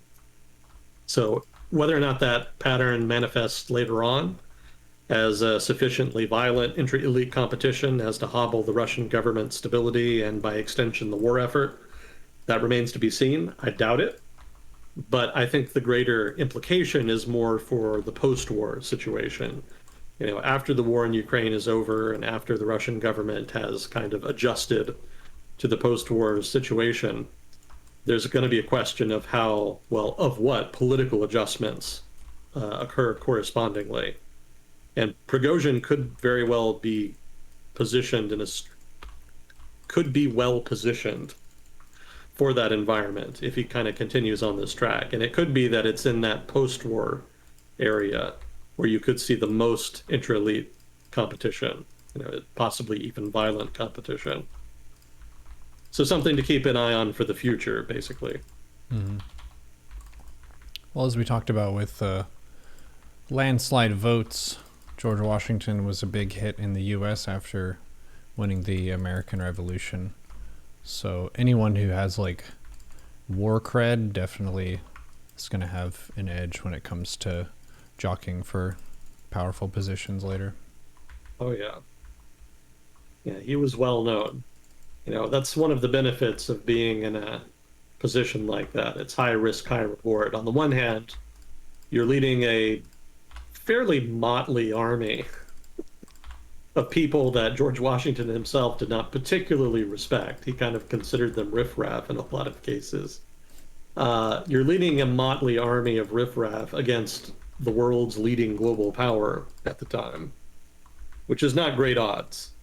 That's a Yeah. pretty risky proposition. But the upshot is that because you're the leader of that army, you're going to be famous. Everybody's going to know your name. That's a Mm-hmm. very high profile position to hold in a revolutionary war effort. Mm-hmm. So, as you say, he definitely benefited, significantly from that. Yeah, he was quite the ambitious ham, Mr. Washington. People kind of make him out to be this sort of very solemn, grave figure, but he was not without his pretensions and vanities. Mm-hmm. Can see that. Very clever operator.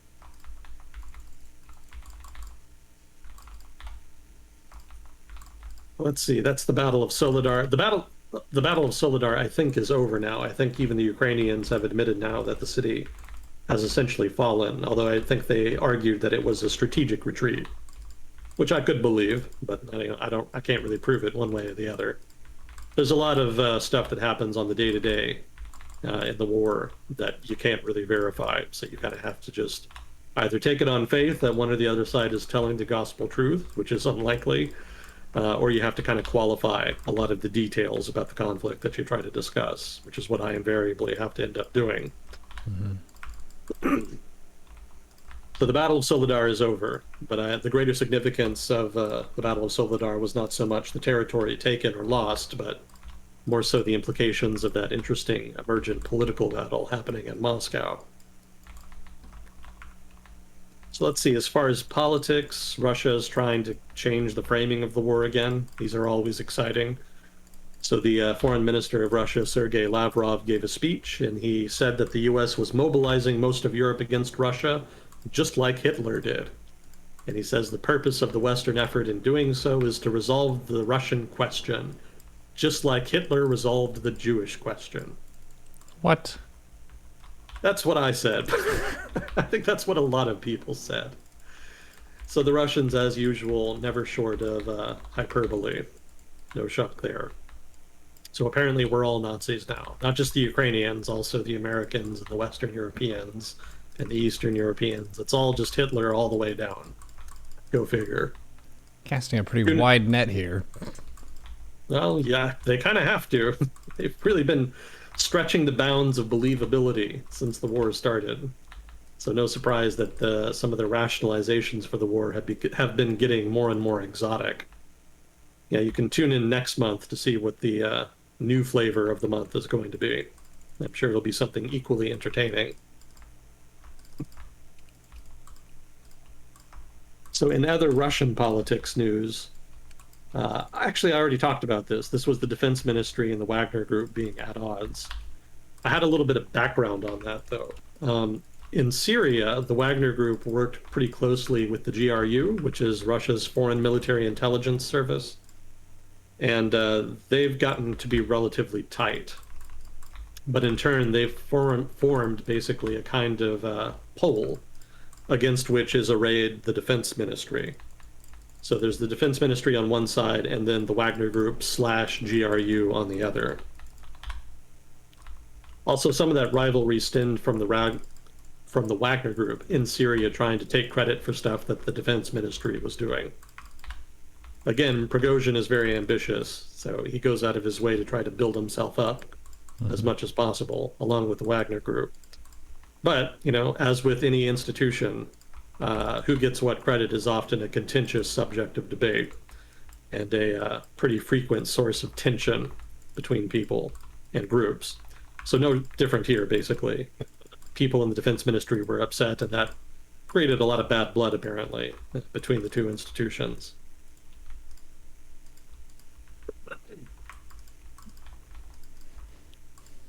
Let's see. Oh, and it's worth pointing out, too, that the Wagner Group, in contrast, for their part, accused the Defense Ministry of not providing them enough support. Technically they were on the same team. So they kind of assumed that the Defense Ministry would go out of their way to try to help them out logistically, but apparently that did not happen.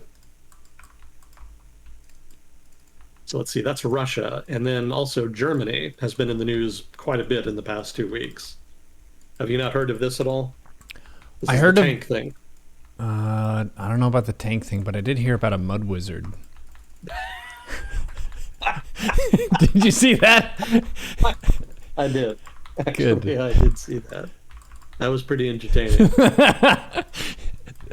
So, Yeah, Chad, the for people Germans. who don't know, there was a. I think it was a group of police who were trying to navigate some like really muddy territory, and there was a robed figure who looked a lot like a wizard, and he was kind of looking on from a range that could have been a mud wizard casting a spell at them and causing them to be stuck. Someone probably has the link for that, but that mud wizards still live on to this day in Germany, apparently.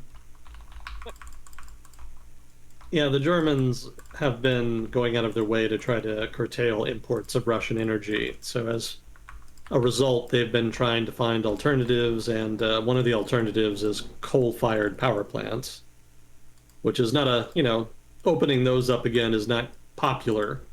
So as a result, as they've tried to do that, there's been a number of environmentalist protests in Germany.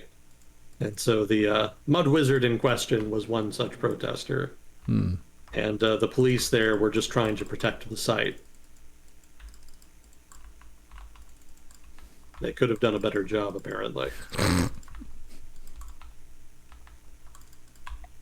So let's see, that's the context of that. Well, other than the mud wizard, there has been a great deal of other news out of Germany relevant to Ukraine. For one, the defense minister of Germany resigned.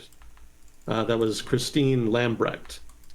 And she had been getting a lot of flack for Germany's reluctance and seeming hesitance to send more and better military aid to Ukraine. That pressure had been growing for a while, but the coup de grace was actually an answer to a question about Germany's lack of support for Ukraine, or at least perceived, alleged lack of support for Ukraine.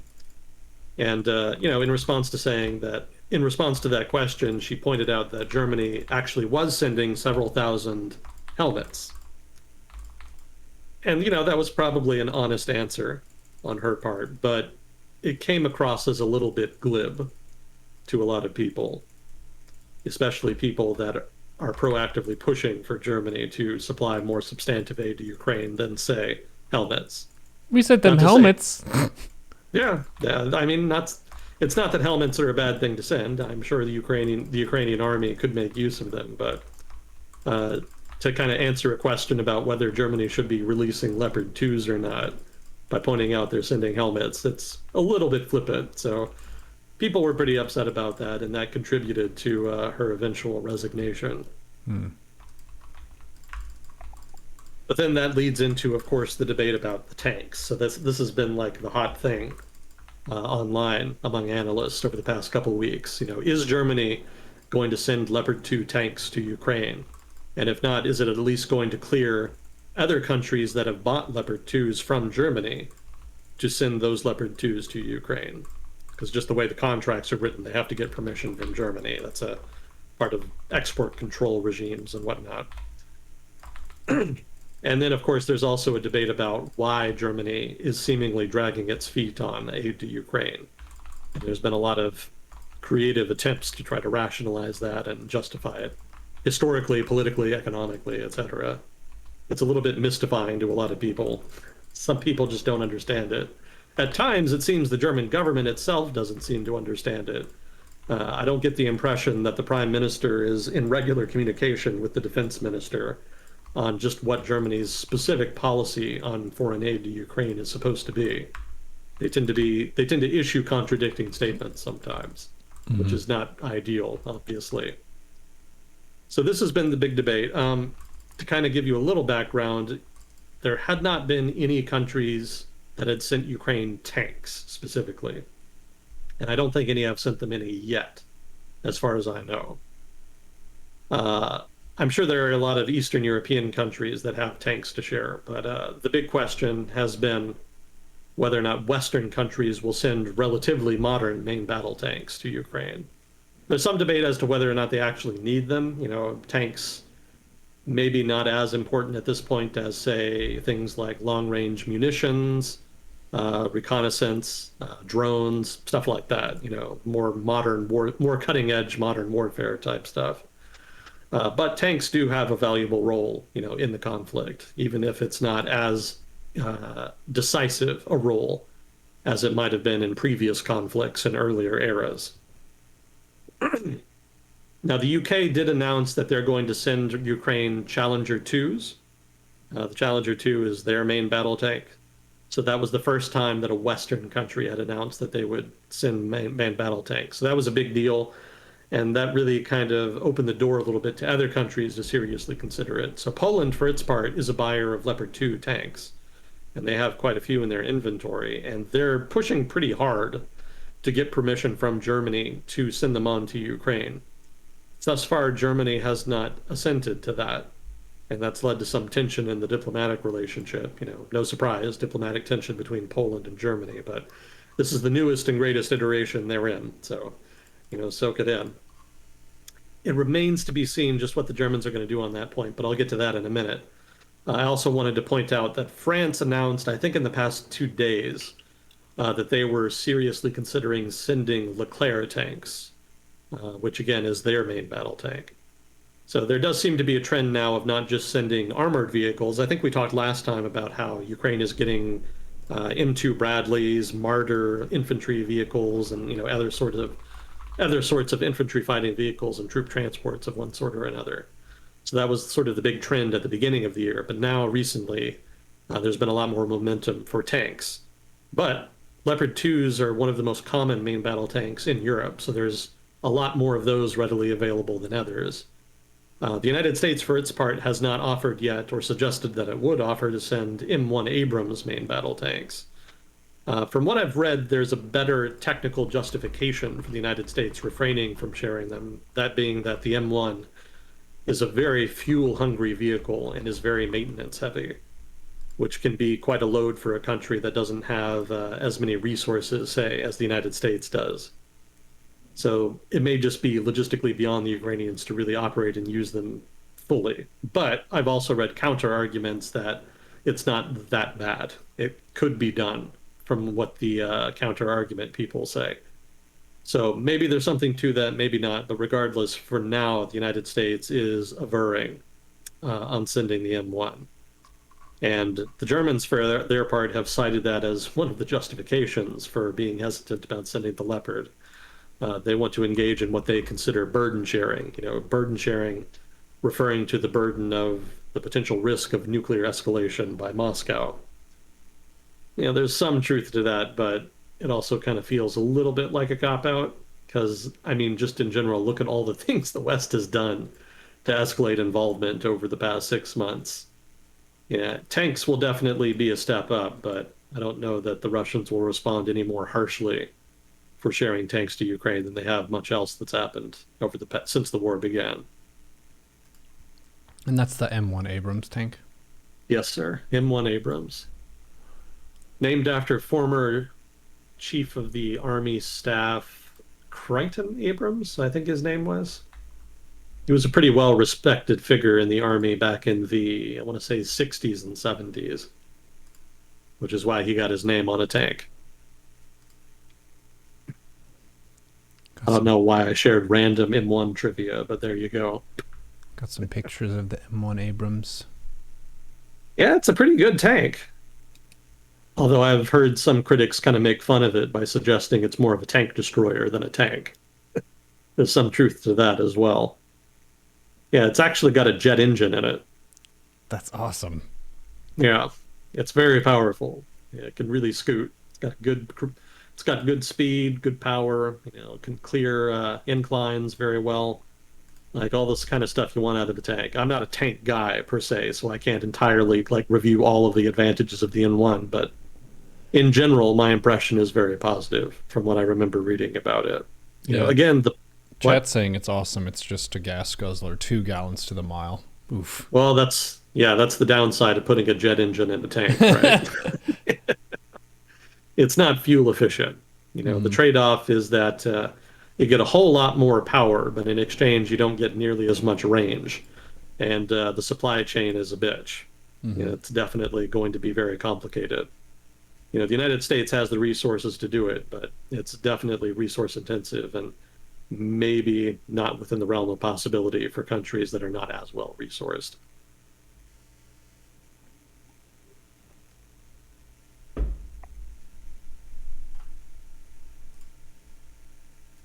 So the recent drama with the tank debate was a meeting on January 20th between 50 senior Western officials, including the American Defense Secretary Lloyd Austin. So they all got together at Ramstein Air Base in Germany in order to talk about aid to Ukraine. And, from what I've read, one of the topics of discussion was tanks. And it was hoped that coming out of that agreement, there would be a consensus agreement that would involve the Germans sharing Leopard 2s with Ukraine, both those that itself owned and those that had been bought by other countries. And everybody was very disappointed because after that agreement, there was no such consensus. And that led to quite a bit of commentary online from analysts trying to figure out why. So, some of the reasons that Germany has given since the start of the conflict for refraining from significantly amping up aid to Ukraine include the following. Germany said that it didn't have enough in its inventory to share without compromising in its own security. Given the lack of spending on Germany's military in Germany, that's not entirely implausible. Yeah, Certainly, but there are who's gonna shortages. run at Germany with tanks? Well, a lot of people were saying Russia would not run at Ukraine with tanks, so let's not put it past them. Ah, Yeah, it's not so much rational. Like it would not be rational for Russia to blunder into an invasion of Germany. But given how badly they blundered in Ukraine, it seems like blunders of that scale are feasible. I think that's an important detail some people miss about the debate over Russia and whether or not the West is maybe overreacting to the invasion of Ukraine. Because certainly you could argue that even if Russia invaded Ukraine, which, had been considered, maybe even is in their sphere of influence, and had been the subject of tensions between Russia and the West for years, you could argue that if they did successfully take Ukraine, it would still not be rational on their part to actually start some kind of conflict with NATO, given how much weaker they are.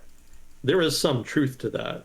Uh, but the issue for one, there's hybrid war. They may try to do something, ambiguous, such as supporting ethnic Russian nationalist rebels in Latvia or something like that. But, even discounting that probability, the fact is that the invasion of Ukraine has been so slipshod and so poorly planned that you can't entirely assign rationality to strategic planners in Moscow at this point. I would assume that they're rational, but at the same time, the results in Ukraine have just been so catastrophically bad. I don't know that you can entirely just assume by default that the fact that Russia could not win a war against NATO is necessarily sufficient deterrent to stop them from trying. Clearly there are some planners in Moscow who don't know what they're doing. I don't know that those are necessarily the people in the Ministry of Defense. It may well be that not German, that Russian generals and leaders in the military actually do know what they're doing, but that they're suffering from political interference. That's quite possible. Given Russia's political culture, that's probably even likely. But I can't really prove it one way or the other, regardless. But still, just the people responsible for making those decisions do not inspire faith that traditional forms of deterrence would necessarily be sufficient. So that's an important nuance I think people should keep in mind. It's not enough just to rely on the disparity in power as it stands now between Russia and the West. It really behooves the West to ensure that even a crazy person in a position of power would be dissuaded by Western power. And in that sense, increasing spending on defense and whatnot in Germany and other countries in Europe, if not also the United States, is probably a good idea at this point, if only as insurance, just in case. mm-hmm. So, regardless, the Germans tried to justify the lack of aid at first by saying their inventories were too small because they hadn't been investing enough in the military. Some truth to that. Later on, though, they shifted gears, and the German government started arguing more in terms of the lack of familiarity between Ukrainian military personnel and Western military equipment. Those of you who have been following the war from very early on will probably remember this debate because this actually happened in the first couple weeks of the war. So then after that, they started to focus more on risk. They started couching some of their argumentation in terms of trying to mitigate the risk of escalation with Russia, which, of course, as everybody knows, involves a potential risk of nuclear escalation. So again, all of these excuses do have some root in truth and reality. It's not like they're just completely making shit up. But at the same time, all of these problems are fixable, and it doesn't seem like Berlin has been all that invested in moving quickly to try to deal with them. Mm-hmm. Hence the skepticism in the analytical community that Berlin is being entirely forthright about just what it is that defines their Ukraine policy. Now, the most recent excuse has been that it would only act in concert with its allies. So I mentioned this before. Berlin has said that they're not going to release their own Leopard 2s to Ukraine unless the United States sends M1 Abrams.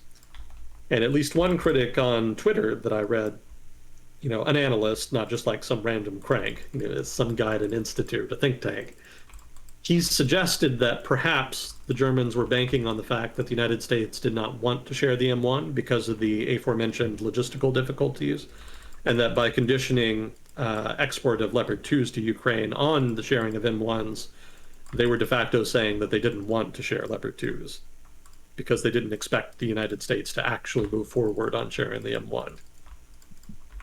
So I can't prove that or disprove it, and I'm a little skeptical. I think there are some genuine reasons for the German government to actually aver on sending this aid, but it is worth mentioning that side of the ledger. There are critics that think the German government is kind of just trying to find excuses in order to slow down aid to Ukraine. Now, on the other side, there are people who argue that there are good reasons to do it like this. They argue that the German policy is to send aid to Ukraine, but to do it relatively slowly and gradually. They don't want to significantly amp up aid all at once or to accelerate it. Part of that is genuine concern about escalation with Russia. But part of it also, from what I've read, and this may set off bullshit alarms with some people, but the argument is that by slowly increasing aid gradually over time, the Germans are incentivizing the Russians to further invest in what is a losing war and bleeding them out more over the long term by doing so. There could be truth to that, but it also feels a little bit like a rationalization for what they were already doing. It could be either or. And again, we don't really know which it is. We can't really prove it one way or the other. But that is not an unreasonable approach to the question. Although I would point out that it actually makes German foreign policy out to be much more aggressive than maybe they intend. It's one thing to say you're afraid of escalation and want to slow your exports for that reason, but it's another thing entirely to say you're doing it on purpose because you think that's going to kill more Russians in Ukraine. So, not entirely sure what the messaging is supposed to be there. Like I mentioned before, there's been some inconsistency in the statements between the defense minister and the prime minister in Germany as far as German policy on this matter. And I don't entirely know that they've ever been on the same page or that there's sufficient communication happening at that level. But it could also be that I'm just overly critical and that the Germans are perfectly right here to just go it slow. And that maybe we look back on this and kind of recognize it as being the wiser course of action. But for the moment, though, they're getting a lot of shit.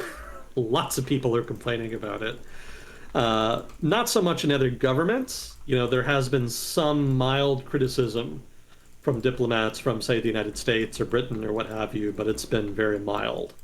It has not been very pointed criticism. It seems to me that they're keeping all of the debate and criticism behind closed doors, which is smart. But some of that has leaked out. It did kind of come out that there was at least one report, one account from somebody who participated in that meeting at Ramstein, that at one point the debate over sharing of tanks kind of deteriorated into a shouting match. So it seems that there is some emotion involved in the debate at the highest levels. The significance of that is not entirely clear. We're probably not going to hear about that until way later. So, don't hold your breath. But yeah, this is, at least given what we know now, a very serious debate that is happening that the German government is prioritizing. Whether or not they prioritize it in a way that actually results in a decision, that's another matter. German foreign policy has not been particularly decisive over the past 10 years. You can reference the Eurozone crisis for another example in that vein. To be fair, the German defense minister did say that even though they had not officially decided whether or not they would allow third party countries to export on their Leopard 2s to Ukraine, that they probably would later, and that they should go ahead and start training Ukrainian personnel on those tanks, how to use them, how to maintain them, etc. So that was a pretty strong signal that they will release the Leopard 2s at some point, and that they would not inhibit the efforts by partner countries to try to prepare the Ukrainians for their usage. So that would imply that they are going to release them. But again, the proof is in the pudding, right? It remains to be seen if they actually do follow through. So that's what people are very much watching right now. Also, fun fact, social media people, well, not people, but there are people on, I guess, German social media who started using a new verb that's called Schulzing, which apparently they're using to refer to people who show good intentions but then weasel out of actually following through with their good intentions. So this has become something of a pseudo insult, referencing Schulz's indecision here on this matter.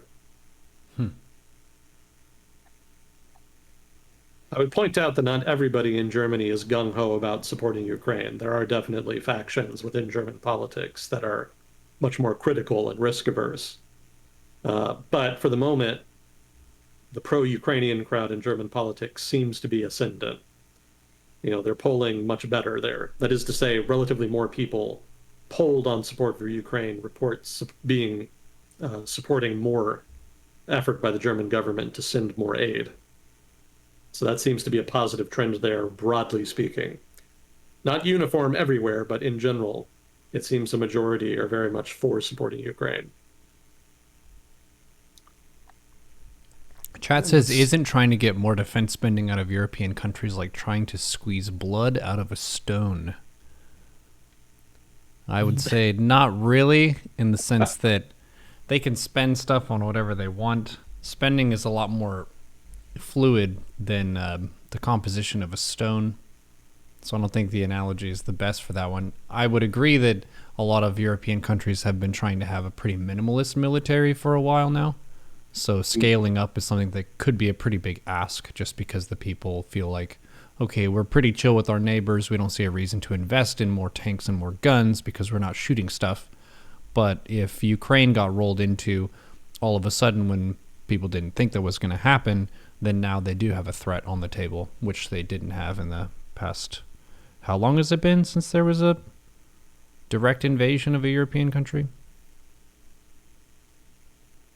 So many. That's that's an interesting question. The last time there was a conventional war in Europe that involved the invasion of another country was World War II. So in that sense, the answer to the question is 1945. That said, the way you phrased the question, when was the last time a country was invaded? You could point to 1968. Or was it 67? Maybe it was 67, I forget. That was the Prague Spring. So that was when the Soviets actually invaded Czechoslovakia because the government was getting a little too soft in the eyes of Moscow. So the answer could then be 68/67, whichever the year was. I forget. I'm sure somebody in chat will know.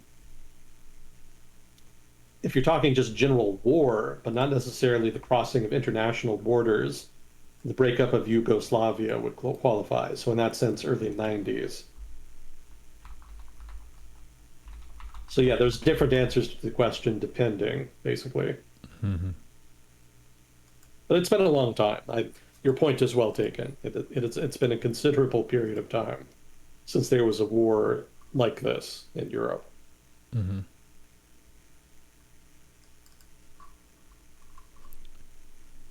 Yeah, that poster's wording, though, that also kind of interested me. What was it again? Isn't it like trying to squeeze blood out of a Blood from stone? a stone. Yeah. So you could kind of interpret that two different ways. I mean, on the one hand, you could frame it as a lack of political will. European states and body politics do not want to increase spending. And so, for that reason, American attempts and entreaties to get them to boost spending are like trying to get blood from a stone in the sense that there's just not sufficient political capital there to make it happen. Hmm. But you could also take a different framing and look at things like debt and government spending, because as is, it's not as though governments in Europe have taken the opportunity presented by the ability to skimp on military spending to cut back spending overall. Rather, they've taken the spending that would have gone to the military and they put it in other things. But the result over time now is that they're kind of out of room to maneuver fiscally. Like most European countries, especially in Western Europe, tend to be pretty heavily leveraged, especially after COVID, which countries had to borrow heavily to try to kind of keep people on their feet. So the result then is that there's not necessarily a lot of room for, well, I keep saying room. A lot of governments are so leveraged at this point. That is to say, they have so much outstanding debt and so many existing social spending obligations that they may find it actually legitimately difficult to significantly increase spending such that they could expand their militaries in a substantive way. So either framing is valid. I just thought it was interesting that you could kind of interpret it either way. I'm not entirely sure what the poster intended or was referring to there in that sense. Hmm. Well, stones don't have blood, so I think it was a way of saying isn't it impossible to get Europe to increase their military spending? Not impossible, but very difficult for political and economic reasons, as outlined. Hmm. Am I keeping you up, or do we still have time? We still have time. Okay. Interesting. Actually, we have several more items in Ukraine. We may not have time for all of this. Well, basically, that's the tank debate. So we kind of covered that. There was a leadership change in the Russian army. You may recall that a couple months ago, they appointed a new general to be in charge of the overall Russian mission in Ukraine. And that guy was actually a veteran of Russia's intervention into Syria. His name was Surovikin. I apologize if I'm mispronouncing his name. I'm not very good at pronunciations on here, infamously so at times. So Surovikin was brought in, and he was able to kind of stabilize things. He was able to convince Putin to allow for strategic retreats, like in Kherson. So, overall, he was an improvement, and the quality of leadership seemed to be in the ascendant. He's out. He has been removed, and he has Already? been replaced already. Wow. And he was replaced with a political functionary named what was his name? Gerasimov. So here's the fun thing about this change. Gerasimov was actually one of the leading figures responsible for planning the initial invasion of Ukraine. Hmm. And we all saw how well that went. Mm-hmm. Not well. Not well. And yet, this is the guy who has been put back in charge of planning. It Why? doesn't make a lot of, yeah, exactly. It doesn't make a lot of sense on the face of it. And so, from what I've read, from the somewhat strained attempts to make sense of this move, the analysts that I've read, for example, the Institute for the Study of War, have argued that this is less about ensuring that the mission is prosecuted to the fullest ability of the available talent in the military. Rather, this is about ensuring that the military remains loyal to the Ministry of Defense and to the Russian government. Mm. So, Surovikin seems to be a relatively solid general, but not necessarily the most loyal.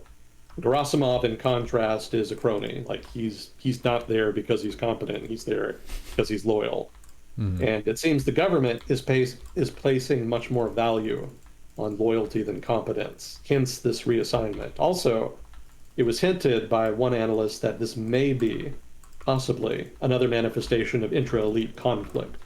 Given the tensions that we talked about before between the Ministry of Defense and the Wagner Group, it may be that some people within the Ministry of Defense are feeling threatened by Prigozhin and the Wagner Group and are trying to solidify their control over key institutions and positions, including this position as head of the invasion of Ukraine. So once again, politics interferes in the operation of Russian military affairs. If you've studied Russian military history, you know it's not the first time. It's kind of a consistent pattern. But, like a lot of things that have happened since the war started, it's just weird to see it in 2022 and 2023. Not the kind of stuff you'd expect in the 21st century, but here we are. Go figure.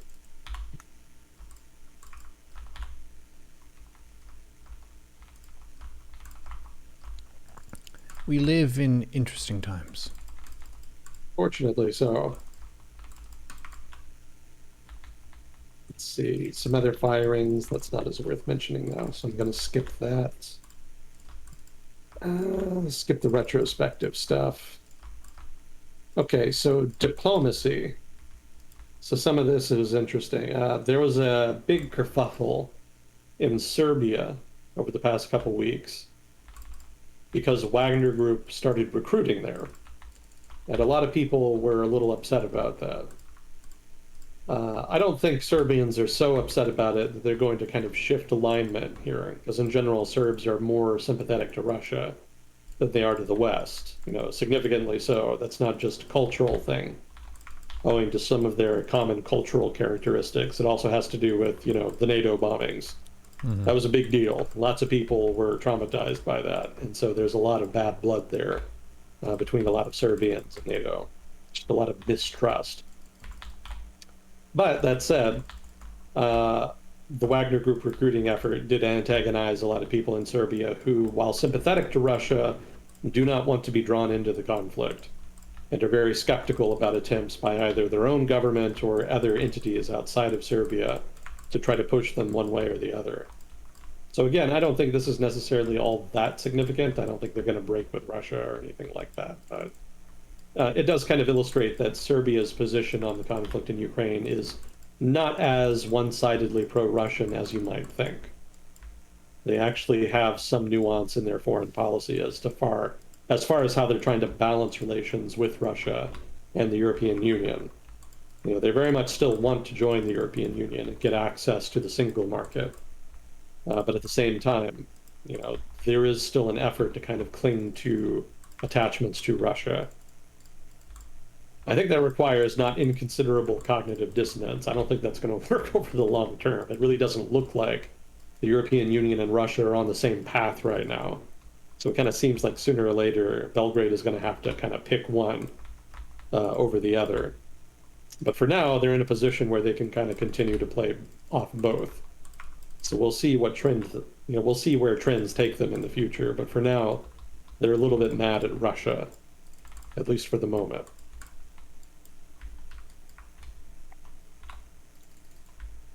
I hope I don't start another Balkans war in chat. We actually did that a couple weeks ago. Mm-hmm. They argue quite a bit and very Right. fervently. Your country shouldn't exist. It should be part of my country. It's just endless. It goes on and on. It boggles my mind. Well, there was a debate there about who invented the Cyrillic alphabet. Yep, I was the one. We invented it. No, we have a cave that's this old with Cyrillic alphabet. Oh, yeah? Well, we have a cave that's 400 years older than that with Cyrillic alphabet. Oh. Yeah, have fun untangling all of that. Mm-hmm. Let's see, the last... Oh, well, I guess I had some miscellaneous stuff.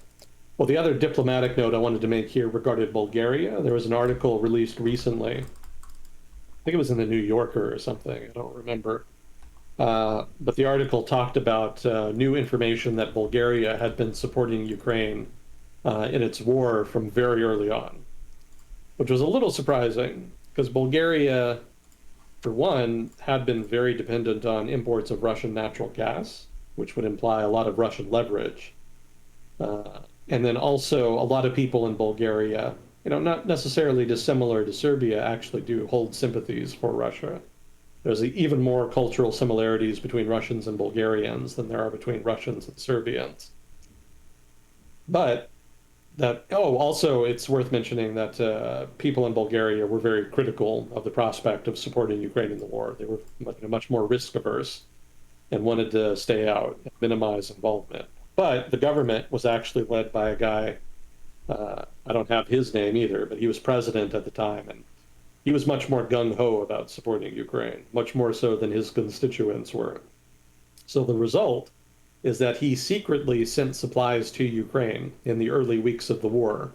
Again, very early on. This is when support like that would have been very critical, when they really needed it. So this guy definitely played a big role there in Ukraine's ability to successfully fend off that initial Russian assault.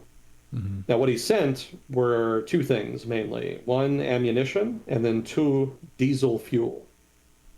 Both of those were kind of well, maybe not so much ammunition, but certainly diesel fuel was in relatively short supply in the early going of the war. So that actually helped Ukraine quite a bit that he was able to make that effort. There was a leak at one point in which accusations were thrown around over the summer that Bulgaria was secretly supporting Ukraine, but the revelations didn't really go anywhere. Moscow was not surprised. Moscow figured it out pretty early on, which is one of the reasons that Bulgaria was one of the few countries that Russia just outright cut off from natural gas very early on. Other countries like Germany and whatnot continued to do deals with Russia, and Russia was happy to oblige that. But there were a select few countries that they just outright cut off right away, or at least very quickly. I think the Baltic states were among them, but Bulgaria here was another one. And I remember thinking at the time that it was a little weird. I didn't really understand it. It seems kind of non sequitur that this country that did not have a strong pro-Ukraine policy would be targeted, very specifically by Moscow in this way. Mm-hmm. And I kind of tried to rationalize it at the time as Russia trying to kind of divide and conquer, focus on the states that are uniquely vulnerable to a gas cutoff and pressure them in order to try to create leverage in the European Union to try to slow down or otherwise resist support for Ukraine. But now, in light of this article, it actually makes way more sense. Like the fact that they were secretly supporting Ukraine, significantly so, with fuel and weapons, and that the Russians punished them for it. That makes that whole story make way more sense to me. That squares that circle. And then a technical question: tanks run on diesel fuel? More like trucks. Trucks. Yeah, the stuff that you carry the fuel for the tanks in, ammunition for people, just pretty much everything that an army needs you carry in trucks. So diesel fuel is quite important. Mm-hmm. Stuff like, if your tank happens to have a jet engine in it, then no, definitely not. In those cases, it actually runs on like a special kind of gas. And when I say gas, I don't mean gasoline. I mean, it's actually like some weird form of natural gas or something. Somebody in chat will know better than me. It's been a long time since I've read about the M1, but it's got like this really expensive, weird kind of fuel. I hope somebody can clear that up for me. But not diesel fuel. And I don't think most other tanks, at least the modern Western European ones, use diesel fuel either, although I could be mistaken. Yeah, for the most part, the diesel fuel was useful for keeping trucks moving. Mm-hmm. That allowed the Ukrainians to have much better logistics than they would have had otherwise. I know people don't find logistics sexy, but when you actually get into the details of war, it comes up a lot. You've got to get your shit to the battlefield. Yeah, it's easily the most important factor. There's that famous quote, amateurs talk about tactics, aficionados talk about strategy, professionals talk about logistics. Hmm. And there's a reason they do. And logistics is easily the most important factor determining the output of most any battle. Yeah, To give that's you there's a, a Sun Tzu quote about that, about organizing an army as like people coming to a city market where the market opens at a certain time and people who are further from the market need to leave earlier. The people who are closer can leave later so that everyone kind of gets there around a similar time. That's a really big part of being able to represent your forces. Not a new yeah, concept, still an important one. very much so. And I can give you an anecdote from the Second Sino-Japanese War, which was basically the China front in World War II. At one point, the Japanese wanted to launch an offensive up the Yangtze River. And when they did, they basically neglected to give their infantry enough supplies, including fresh water. And I guess the planners had it in their heads that they could just drink the water from the Yangtze. Yikes.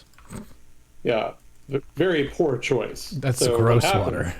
Yeah, yeah, it didn't help that a lot of the water along the Yangtze, especially the upper Yangtze, tends to be kind of stagnant. The river itself always flows, but there's a lot of lakes and other sort of side thing, just a lot of stagnant water kind of around it in the periphery of the region because it's kind of marshy in the upper Yangtze.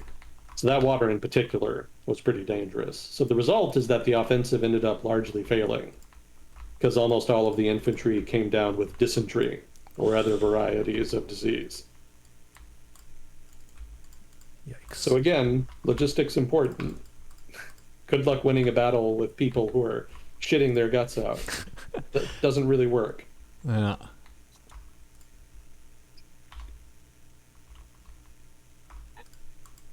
So kudos to the Bulgarian government for kind of going above and beyond there. There was a change in government in Bulgaria recently, in the past, what, it was like 5 months ago or whenever it was. And the new government was led by a party that was a little more skeptical about Ukraine, and generally a little more risk averse. But interestingly, they've ended up shifting to a more pro Ukrainian stance anyway. So before, they had a government that was pro Ukraine, but could not really openly be pro Ukraine because the public was still skeptical. And they secretly supported Ukraine. Now you've got a government that's a little more skeptical, but in practice is actually supporting Ukraine and is actually also doing it openly now. So kind of a weird turn of events there in Bulgarian politics.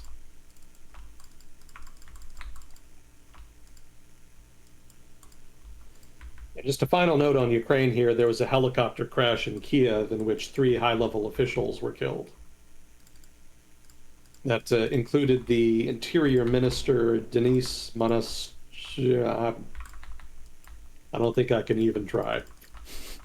Monastirsky. Stiersky. Okay, Monastirsky. Denis Monastirsky. He was the interior minister, and he, along with 2 other high-level officials, ended up dying in the crash. Also, I think they ended up accidentally crashing near a school, and I think there were actually some students who were killed as well in the crash. Damn. Yeah, an unfortunate loss there. Apparently, it's pretty common for government officials to use helicopters to travel in Ukraine just because the country is so big. Hmm. Sometimes people maybe forget that, but Ukraine is actually a pretty huge-ass country. Not as big as Russia, maybe, but compared to other countries in Europe, yeah, Ukraine is pretty massive. Hmm.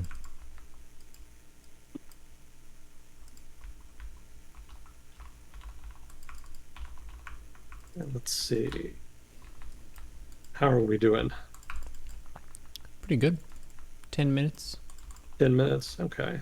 There's someone in the chat who's saying they've heard the U.S. military described as the largest logistical organization in the world that happens to fight on occasion. There's a lot of truth to that. Yeah, that's one of the legacies of World War II. We never really unwound that aspect of military operations. We've kind of kept it going ever since. Yeah, the United States is not as excellent in every endeavor of military affairs as it would like to be. Certainly not as much as it pretenses to be. But one of the things the American military has long been credited with being good at is logistics. Back during World War II, even with all the other criticisms of the United States as being a little green and a little untrained and a little uncouth, logistics was definitely something we did very well, and we were generally respected pretty well for that. Yeah, I think there was an old joke that the Germans used to make that war is chaos, and the American military is very good at war because it practices chaos on a daily basis. Yeah, we Backhanded did not. compliment. Yeah, kind of both. Yeah, there was another joke I read from supposedly from a Soviet analyst who was commenting on how difficult it was to predict what the Americans would do in war because they don't actually follow their own doctrine. Mm. Yeah, certainly American officers are kind of incentivized and encouraged to take initiative, and sometimes they do so in unpredictable ways. But even more than that, just the general operation of the military can sometimes be a little ad hoc, Mm-hmm. much more so than in other militaries, which are perhaps a little more professional overall.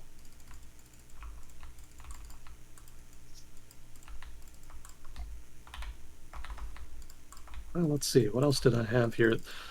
I mean, maybe we could save some of this for next time, but there's been protests in Israel, there's been protests in France. In France's case, that has to do with the government attempting to increase the age of retirement, which is just always controversial. Like, whenever any government does that, you can all but guarantee that there's going to be protests of some variety and of some scale. That's just one of those hot button issues that any country just has invariably in their politics. What else was there? Oh, Euro. Croatia adopted the euro. Did you hear about that? I did not. Yeah, they're officially now users of the euro currency. And people complained. What they were complaining about is that prices rose. Mm. And that sounds very mundane because, obviously with any given public policy, there's trade-offs. You adopt the euro, you get more currency stability, you can have more confidence that there's not going to be hyperinflation or a devaluation that wipes out, broad swaths of your savings. But then maybe then the downside is that there's higher prices. Mm-hmm. The reason this is interesting is that there's not really any good theoretical reason why prices should rise. So it kind of seems like businesses in Croatia, as well as other countries that have gone through this. Croatia is not the first country to adopt the euro where people have complained that after adoption of the euro, prices increased. It's not really supposed to happen, just from an economist's perspective. And so that's lent itself to some suspicion that businesses are just kind of using adoption of the euro as an excuse to jack up prices. And yet, in a BBC article I was reading, there were some local businessmen that they interviewed, and they said they actually did not change prices, that they actually went out of their way to ensure that prices remained the same. Part of the process of transitioning to the euro is that in the years leading up to the transition, you actually price things in both euro and the traditional currency, and you try to keep the value of the traditional currency with the euro fixed. You try to make sure it doesn't change too much. So the result of doing that should be price stability. Mm-hmm. And in that sense, well, what happens is that was achieved. There was price stability. And then when businesses switched to, saw the switch to the euro happening, all they did was switch to the euro price. Again, everything was already priced in both. So all they had to do was just price with the euro. So from that perspective, there should not have been price hikes in Croatia after adoption of the euro. And, going by what the businessmen were saying in interviews, it seems that they didn't do it. But consumers insist that prices have gone up. So what's up? Like something's going on there. But, just like with all of the other case studies in this vein, I don't really know what exactly. It could just be that some businesses have done it and others haven't. So in that sense, the evidence that prices have risen after the adoption of the euro are more anecdotal in nature rather than systematic. But it's an interesting policy question from an economist's perspective, which is why I bring it up. Mm-hmm. But also so that people don't, bullshit you with a lot of talk about optimal currency areas, just nerdy shit like that. Hmm. Invariably, that stuff comes up. There's not, I don't think there's ever been like a good, solid empirical study of optimal currency areas. So whenever people talk about them, I'm immediately suspicious. A lot of that I think comes from like a singular study done on currency areas made way back in the 60s. And that got referenced a lot during the Eurozone crisis, which is why I know about it. And yeah, I mean, it's not a bad study, but it's a little dated, and it was not an empirical work. It was a theoretical work. So there's not like actual proof that anything that they talked about in there is necessarily true. So just be a little wary of that, and be wary of people trying to cite Croatia as an example of why the Eurozone is not viable in the long term. I would strongly disagree. Let's put it like that. Hmm. Let's see. Yeah, that pretty much the gist of it for today, I guess. We had two questions, I think. Oh, okay. Oh, are they in Discord? Yeah. Yeah. Oh, yeah, that's right. Any thoughts on Brazil and Argentina's initiative of creating a common currency? There might have been some kind of developments in the latest CELAC summit. It's not a terrible idea, but it's probably not a good idea either. Like, I mean, in so much as having a common currency will encourage and inculcate trade between Argentina and Brazil, it's a good thing, right? Not bad in that sense. But here's the caveat. If you're going to have a new currency, or really just any currency, but especially if you're going to go to the trouble of trying to have a common currency between two separate economies that have not traditionally had a single unified currency, it really behooves you to ensure that currency is going to be stable. And if either Brazil or Argentina had a record of maintaining a stable currency, I would have confidence that they would be able to do so. But they don't. And therein lies the problem. What I think is going to happen is that if they actually do go through with this and actually create a common currency between themselves, they'll probably end up mismanaging it as badly as they have, say, the Brazilian real or the Argentine peso, neither of which have great experiences in the Forex markets over the past couple decades. So that doesn't really lend itself to a lot of confidence that this common currency would end up being very useful. Effectively, they won't be that much better off than if they just maintained their original currencies. Like the euro was controversial, but effectively the euro is just the Deutschmark with new markings on it. And the Deutschmark was a solid currency. Like it had very good value, markets respected it. It was stable, right? It didn't like collapse in value every 10, 15 years or so. So everybody was pretty happy to have a stable currency like that as their new currency. And that's really contributed significantly to the ability of peripheral economies in the European Union to develop.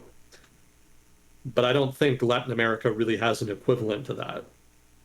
So there would still be some benefit to having the common currency. Again, it would ease the trade barrier of having to change currencies and go to all that trouble. But at the same time, without currency stability and without solid management of the currency, and certainly without market confidence that they could do that, the new currency will probably have as many problems as the pre-existing currencies of the two countries. Given how badly Argentina's economy is doing recently, I'm honestly surprised that Brazil would even offer to do it at all. Certainly, it would help Argentina, if they had a common currency and it was based on the Brazilian real. That could help contribute Argentina's economy in so much as they wouldn't have the Argentine peso to worry about anymore. The peso has lost a lot of value in recent years owing to the economic crisis in Argentina. But even so, like, Argentina is going to want a voice in the management of the currency, and probably they're going to put a lot of pressure on the Brazilians to do a lot of monetary stimulus in order to try to help the economy out, even though that's not necessarily the best way to go. There's a lot of other structural factors in Argentina's economy they would need to address in order to really jumpstart the economy and get back to something resembling economic sustainability. So I'm not sure why Brazil feels that it would be a good idea to try to shackle themselves to Argentina, which has had so many problems in that vein. But it could be that the new government is just ambitious. I think Lula da Silva and his government, the last time he was in government, he pushed pretty hard for regional institutions, like this. So maybe he's just kind of getting back into the old habit. But again, from an economist's perspective, this is kind of a dicey endeavor. I don't know if this is really going to really solve anything or if it's even really going to be viable in general. Hmm. But it's early days. Maybe they'll design a mechanism or a set of mechanisms in the relevant institution that deals with some of these problems, and it actually does serve to help stabilize the economies in the region. We'll see. Something to keep an eye on. But my first thought when I read it was, oh man, I don't know if that's a good idea. Well, from what you said, it sounds like it would be a bigger gamble for Brazil and it would be more of a direct benefit for Argentina. Yeah, in the short term. Yeah. But in the medium to long term, yeah, the risk kind of gets redistributed around. Hmm. So let's see, there's that. And then the next question was what happened to MiG airplane situation similar to tank situation? So he's referring here to the debate about whether or not Eastern European countries could send MiG fighter jets to Ukraine. So this was a big debate in like the first days of the war, very early on. Um, yeah, I don't think anything ever really happened with that. I don't think they ended up sending fighters to Ukraine, as far as I know. If they did it secretly, because nothing's coming to mind. Yeah, maybe it was seen as too escalatory at that early stage in the war. Also, I think there's much better reasons to refrain from sending fighters and other aircraft to Ukraine, given that the skies over Ukraine are much more contested. If you're going to send weapon systems that relate to air power, surface-to-air missile systems are probably the better choice. And there has actually been a lot of surface-to-air missile systems that have been sent to Ukraine. In the early months of the war, they were largely shoulder-launched systems, the so-called man pads, as the U.S. Army likes to call them. But later on, more in the past couple months, maybe the past 6 months or so, there's actually been a lot of movement in terms of giving, full-on surface-to-air missile batteries to Ukraine. More recently, the United States famously consented to sending Patriot missile systems, but other countries, in particular France, actually have also been contributing pretty sizable amounts of such batteries to Ukraine.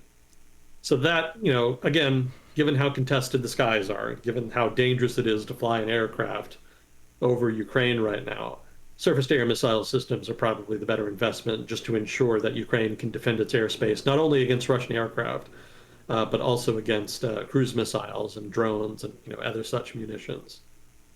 So the cost benefit just did not really favor sending aircraft in that sense. The most likely outcome is that they end up getting shot down due to attrition in the air battle. Much better to give the Ukrainians a better chance to attrit the Russians than vice versa.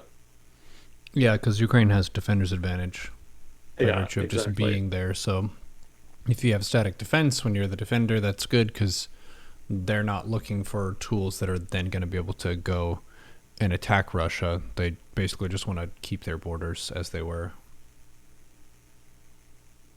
Makes sense. Yeah, but if that were to change, if Ukraine were to, say, obtain the ability to suppress Russian air defenses via, say, HIMARS or maybe a long-range cruise missile that they might get, that there hasn't been any hint that they will, but we'll see. The conflict in Ukraine is nothing if not unpredictable, so I'm not going to rule it out. But if they did get more and longer ranged smart munitions, like, say, possibly a cruise missile, they might be able to begin to suppress Russian air defenses in occupied territories, if not in Russia itself. And at that point, I think it would make much more sense to send aircraft. Mm. So maybe later in 2023, you could actually see this debate about sending MiGs and other aircraft to Ukraine revive. Mm. But all of that is going to be contingent on suppression of air defense, SEAD capability. And for now, they are not anywhere near that, at least as far as I know.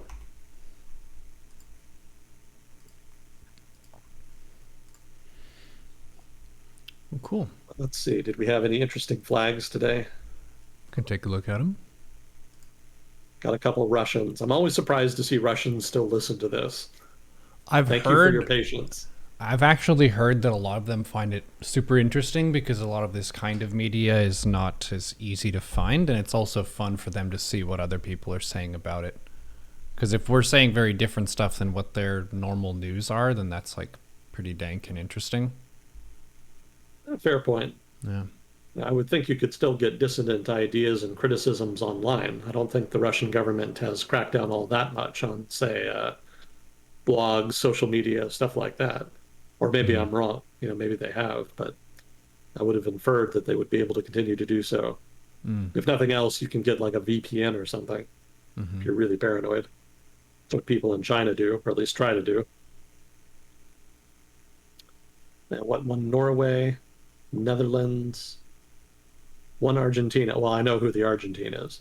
Mm-hmm. Hello again, Dagnib. Thank you for listening. One from Czechia. Czechia has been interesting. I think they've been in the news recently. I think they just had an election or are about to have one, Mm-hmm. something like that. Yeah, Czechia is a pretty interesting country. It's kind of low key because it's kind of just jammed in there in Central Europe, but it's actually been one of the more successful economies of the former Eastern Bloc countries. They've done pretty well in terms of, especially regarding integrating into the German automotive supply chain. Yeah, them and Poland have been very successful in that regard.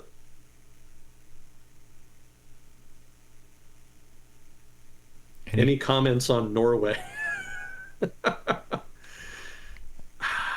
Norway is just the linchpin right now of European security because Norway is contributing. I think they're the main source of natural gas now for broad swaths of Europe. Like when everybody started pivoting away from Russian natural gas, Norway was the go-to supplier for most countries. So they've significantly had to increase production and will probably invest, even more in future. But if not for them, Europe would be very, very hard pressed economically right now. A lot of the other natural gas they're getting is like liquid natural gas that they have to import from overseas, but that market is very tight because Asia was already consuming a lot of LNG container ships and whatnot. So now with Europe on board as well, buying a whole lot, like there's not a lot of slack in that market left. So Norway's natural gas production has been critical. So hats off to Norway for saving Europe. It's not a role you hear about a lot. People are a lot more focused, obviously, on Ukraine and, of course, on Germany being the economic engine of Europe. But yeah, Norway is kind of the low key MVP here as far as Europe goes. Yeah, it's interesting that if you're looking at the different phases of what kind of resource you need, I'm thinking about it like an RTS where certain games you want to get food and then you get lumber and then you get gold and then you get stone. Norway, in terms of like farming crops and stuff, is, I think, relative to some other countries, kind of shit. It's not the best. So the population in Norway isn't super high, but then they have like insane natural gas reserves and oil reserves, which they discovered later, and then those are now really crucial to just energy output later on. So ended up turning into a super wealthy country per capita. Wait, what was the question? It wasn't a question. It was just commentary on like why Norway has like that big edge that they can play, and how Oh, it's I see. interesting that they historically were not a high population country that had great farming land, but now they're rich because they have the oil reserves and stuff. Yeah, gotcha. Yeah, that's definitely been a big boon for them.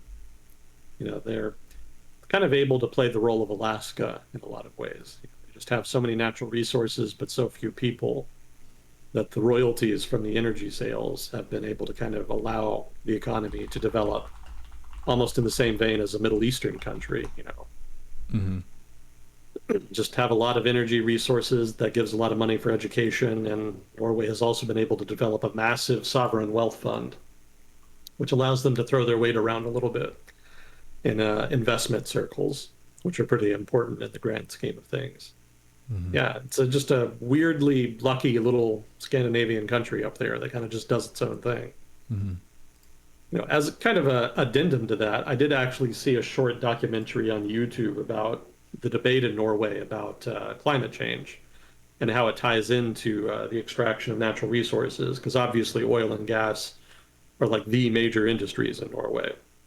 But those are also industries that contribute to climate change. And so a lot of environmentalists in Norway have been pushing hard for Norway to actually just stop producing, or at least to significantly curtail production of oil and natural gas. And that's led to some interesting confrontations because, on the one hand, it's a well meaning policy proposition and it probably does need to be done eventually. But on the other hand, everybody is pretty quick to point out that the entire economy just kind of rests on those specific two pillars, and knocking them down without a plan in place to replace them is probably going to be catastrophic. Hmm.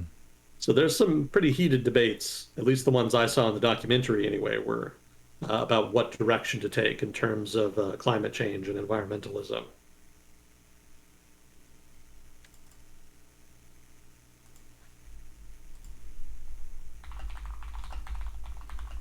Has there been any real quick update on Sweden and Finland joining NATO? Which I was asking about that. Every time I think that story is over and that it's finished, I read something new about some new development. So that's just chaos to me. Like that whole story just has so many twists and turns now that I really just cannot forecast anything with any confidence. Like I thought there was a deal between Turkey and Sweden as of a couple weeks ago, in which after the election in Turkey, Turkey would vote to ratify Finland and Sweden's accession. But then when I was reading this past week, that there was a new hiccup and that Turkey was going to vote to allow Finland's accession, but they still wanted the Swedish government to do certain things, specifically regarding extradition of people that the Turkish government considers terrorists, that they wanted the Swedish government to do before Turkey would finally vote to allow them to join.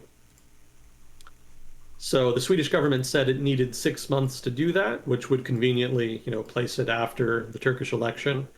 But who knows whether that's going to be enough? I have no idea what the Turkish government is going to do or what new weird bullshit is going to happen to kind of maybe change their course. The United States has kind of stepped in and has started leaning on the Turkish government. They're saying that if they finally do vote to allow Sweden and Finland to join, then the United States will clear the sale of will clear the sale of American F-16s and F-16 upgrade kits to Turkey. They had been cut off because of all the shenanigans with the S-400 Russian surface-to-air missile system. That was a couple of years back.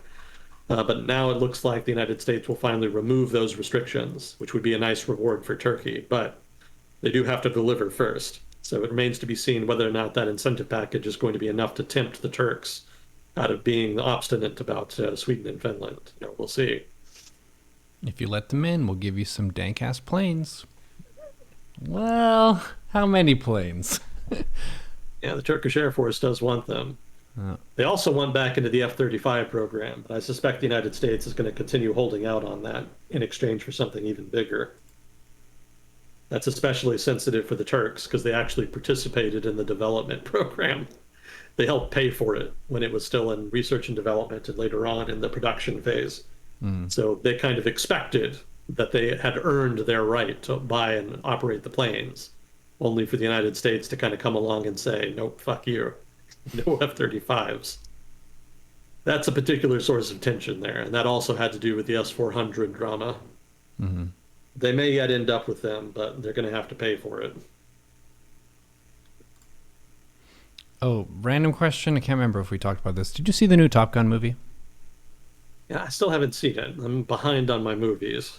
It's pretty fun. They went with Yeah, practical effects instead of a bunch of CGI, so the shots are actually from these jets that are flying around. Pretty intense, pretty fun. The story isn't incredibly complex, but it's a good ride. I enjoyed it. yeah, I'm like 4 years behind on movies, so Mm. I've got a ways to go. It's not as bad as my reading list, which is like 20 years behind. Yeah. I full stop. Like last year, I read a book that had been on my reading list for 20 years. I just never gotten around to it, and I finally bought it and read it. It was actually really good. I wished I'd read I wished I had read it sooner. Mm. So it goes. Yeah. Well, So cool. I'm looking at the flags here and I see What's theory saying that Turkey picked S-400s over the Patriots so bad that they were willing to lose out on F-35s. It actually didn't have to do with the F-35s or even the surface-to-air missile systems. It had to do with Syria. You know, I it's never been proven per se, but like the timing of the negotiations and whatnot is very suggestive. So basically, there was a negotiation between Moscow and Ankara. You know, Turkish representatives went to Moscow. There were talks, and it was after those talks that it was announced that Turkey was going to buy S-400s. So I can, you know, all but guarantee you that the Turkish government made some kind of deal with Russia Mm. in which the Turks would buy S-400s, and in exchange, the Russians would give some kind of concession in Syria, probably having to do with Idlib and not backing the Syrian government in operations against Idlib province, which is where the rebel Free Syrian Army is holed up, along with a variety of terrorist groups as well. But that's a whole other topic of conversation. But yeah, that was the trade-off, more so than trading off F-35s for SAMs. Chat really wants to know the name of the book that you read. Oh God, what was it? I think I had it. Yeah, I got it out earlier. I was going to buy a copy for a friend, but the price kind of put me off. The World That Trade Created: Society, Culture, and the World Economy, 1400 to the Present. Yeah, there was a couple excerpts from this book that I read as part of a global economy class that I took when I was an undergrad. And I was sufficiently invested in the excerpts that I actually went out of my way to figure out what the book they were taken from was and put it on my reading list so that I could read it someday. I did not expect it to be the 2020s before I got around to it, but such is time and adulthood. Mm-hmm. But having finally gotten around to reading it, definitely worth the time. It's a very good book. It's pretty accessible. It's not overly academic. You know, it does have, I think it does have some citation. No, not really. But yeah, it's well written. It kind of looks at the evolution of global trade across time, Mm-hmm. but mostly it focuses on the emergence of global trade starting with the Age of Discovery in Europe. You know, so the advent of global trade really very much ties into the expansion of European traders out of Europe starting in the 1400s and 1500s. You know, that's really where you see the initial emergence of a single unified global economy. Mm-hmm. And seeing the changes that wrought and some of the interesting details was a pretty fun ride. So, you know, if you're interested in that kind of thing, definitely give it a shot. I just wish it was a little bit cheaper. Mm-hmm. That would be my only complaint. Although I'm also super cheap, so what's cheap for me, it's probably, well, what's expensive for me is probably not that expensive for most people. Like 20, 30 bucks, I think, is the price it kind of goes for on Amazon. That's roughly what I paid for it. Yeah, that's on the high end for books, though. Yeah, that's kind of what I think, especially for an older book like that. Although it is well researched, so I would kind of give it credit for that. But yeah, thank you for having me on again. Much appreciated. Good to have you as always. Thank you, Fuzzy Cord, for handling questions, and thank you, Chat, for contributing to the conversation. As always, if we messed anything up or you have things to add with a local perspective, feel free to rage at us in the YouTube comments, and we will see you all on the next episode of World Discussion with Agent Smith. Yeah, thanks again. Always a privilege. Talk to you next time. GG.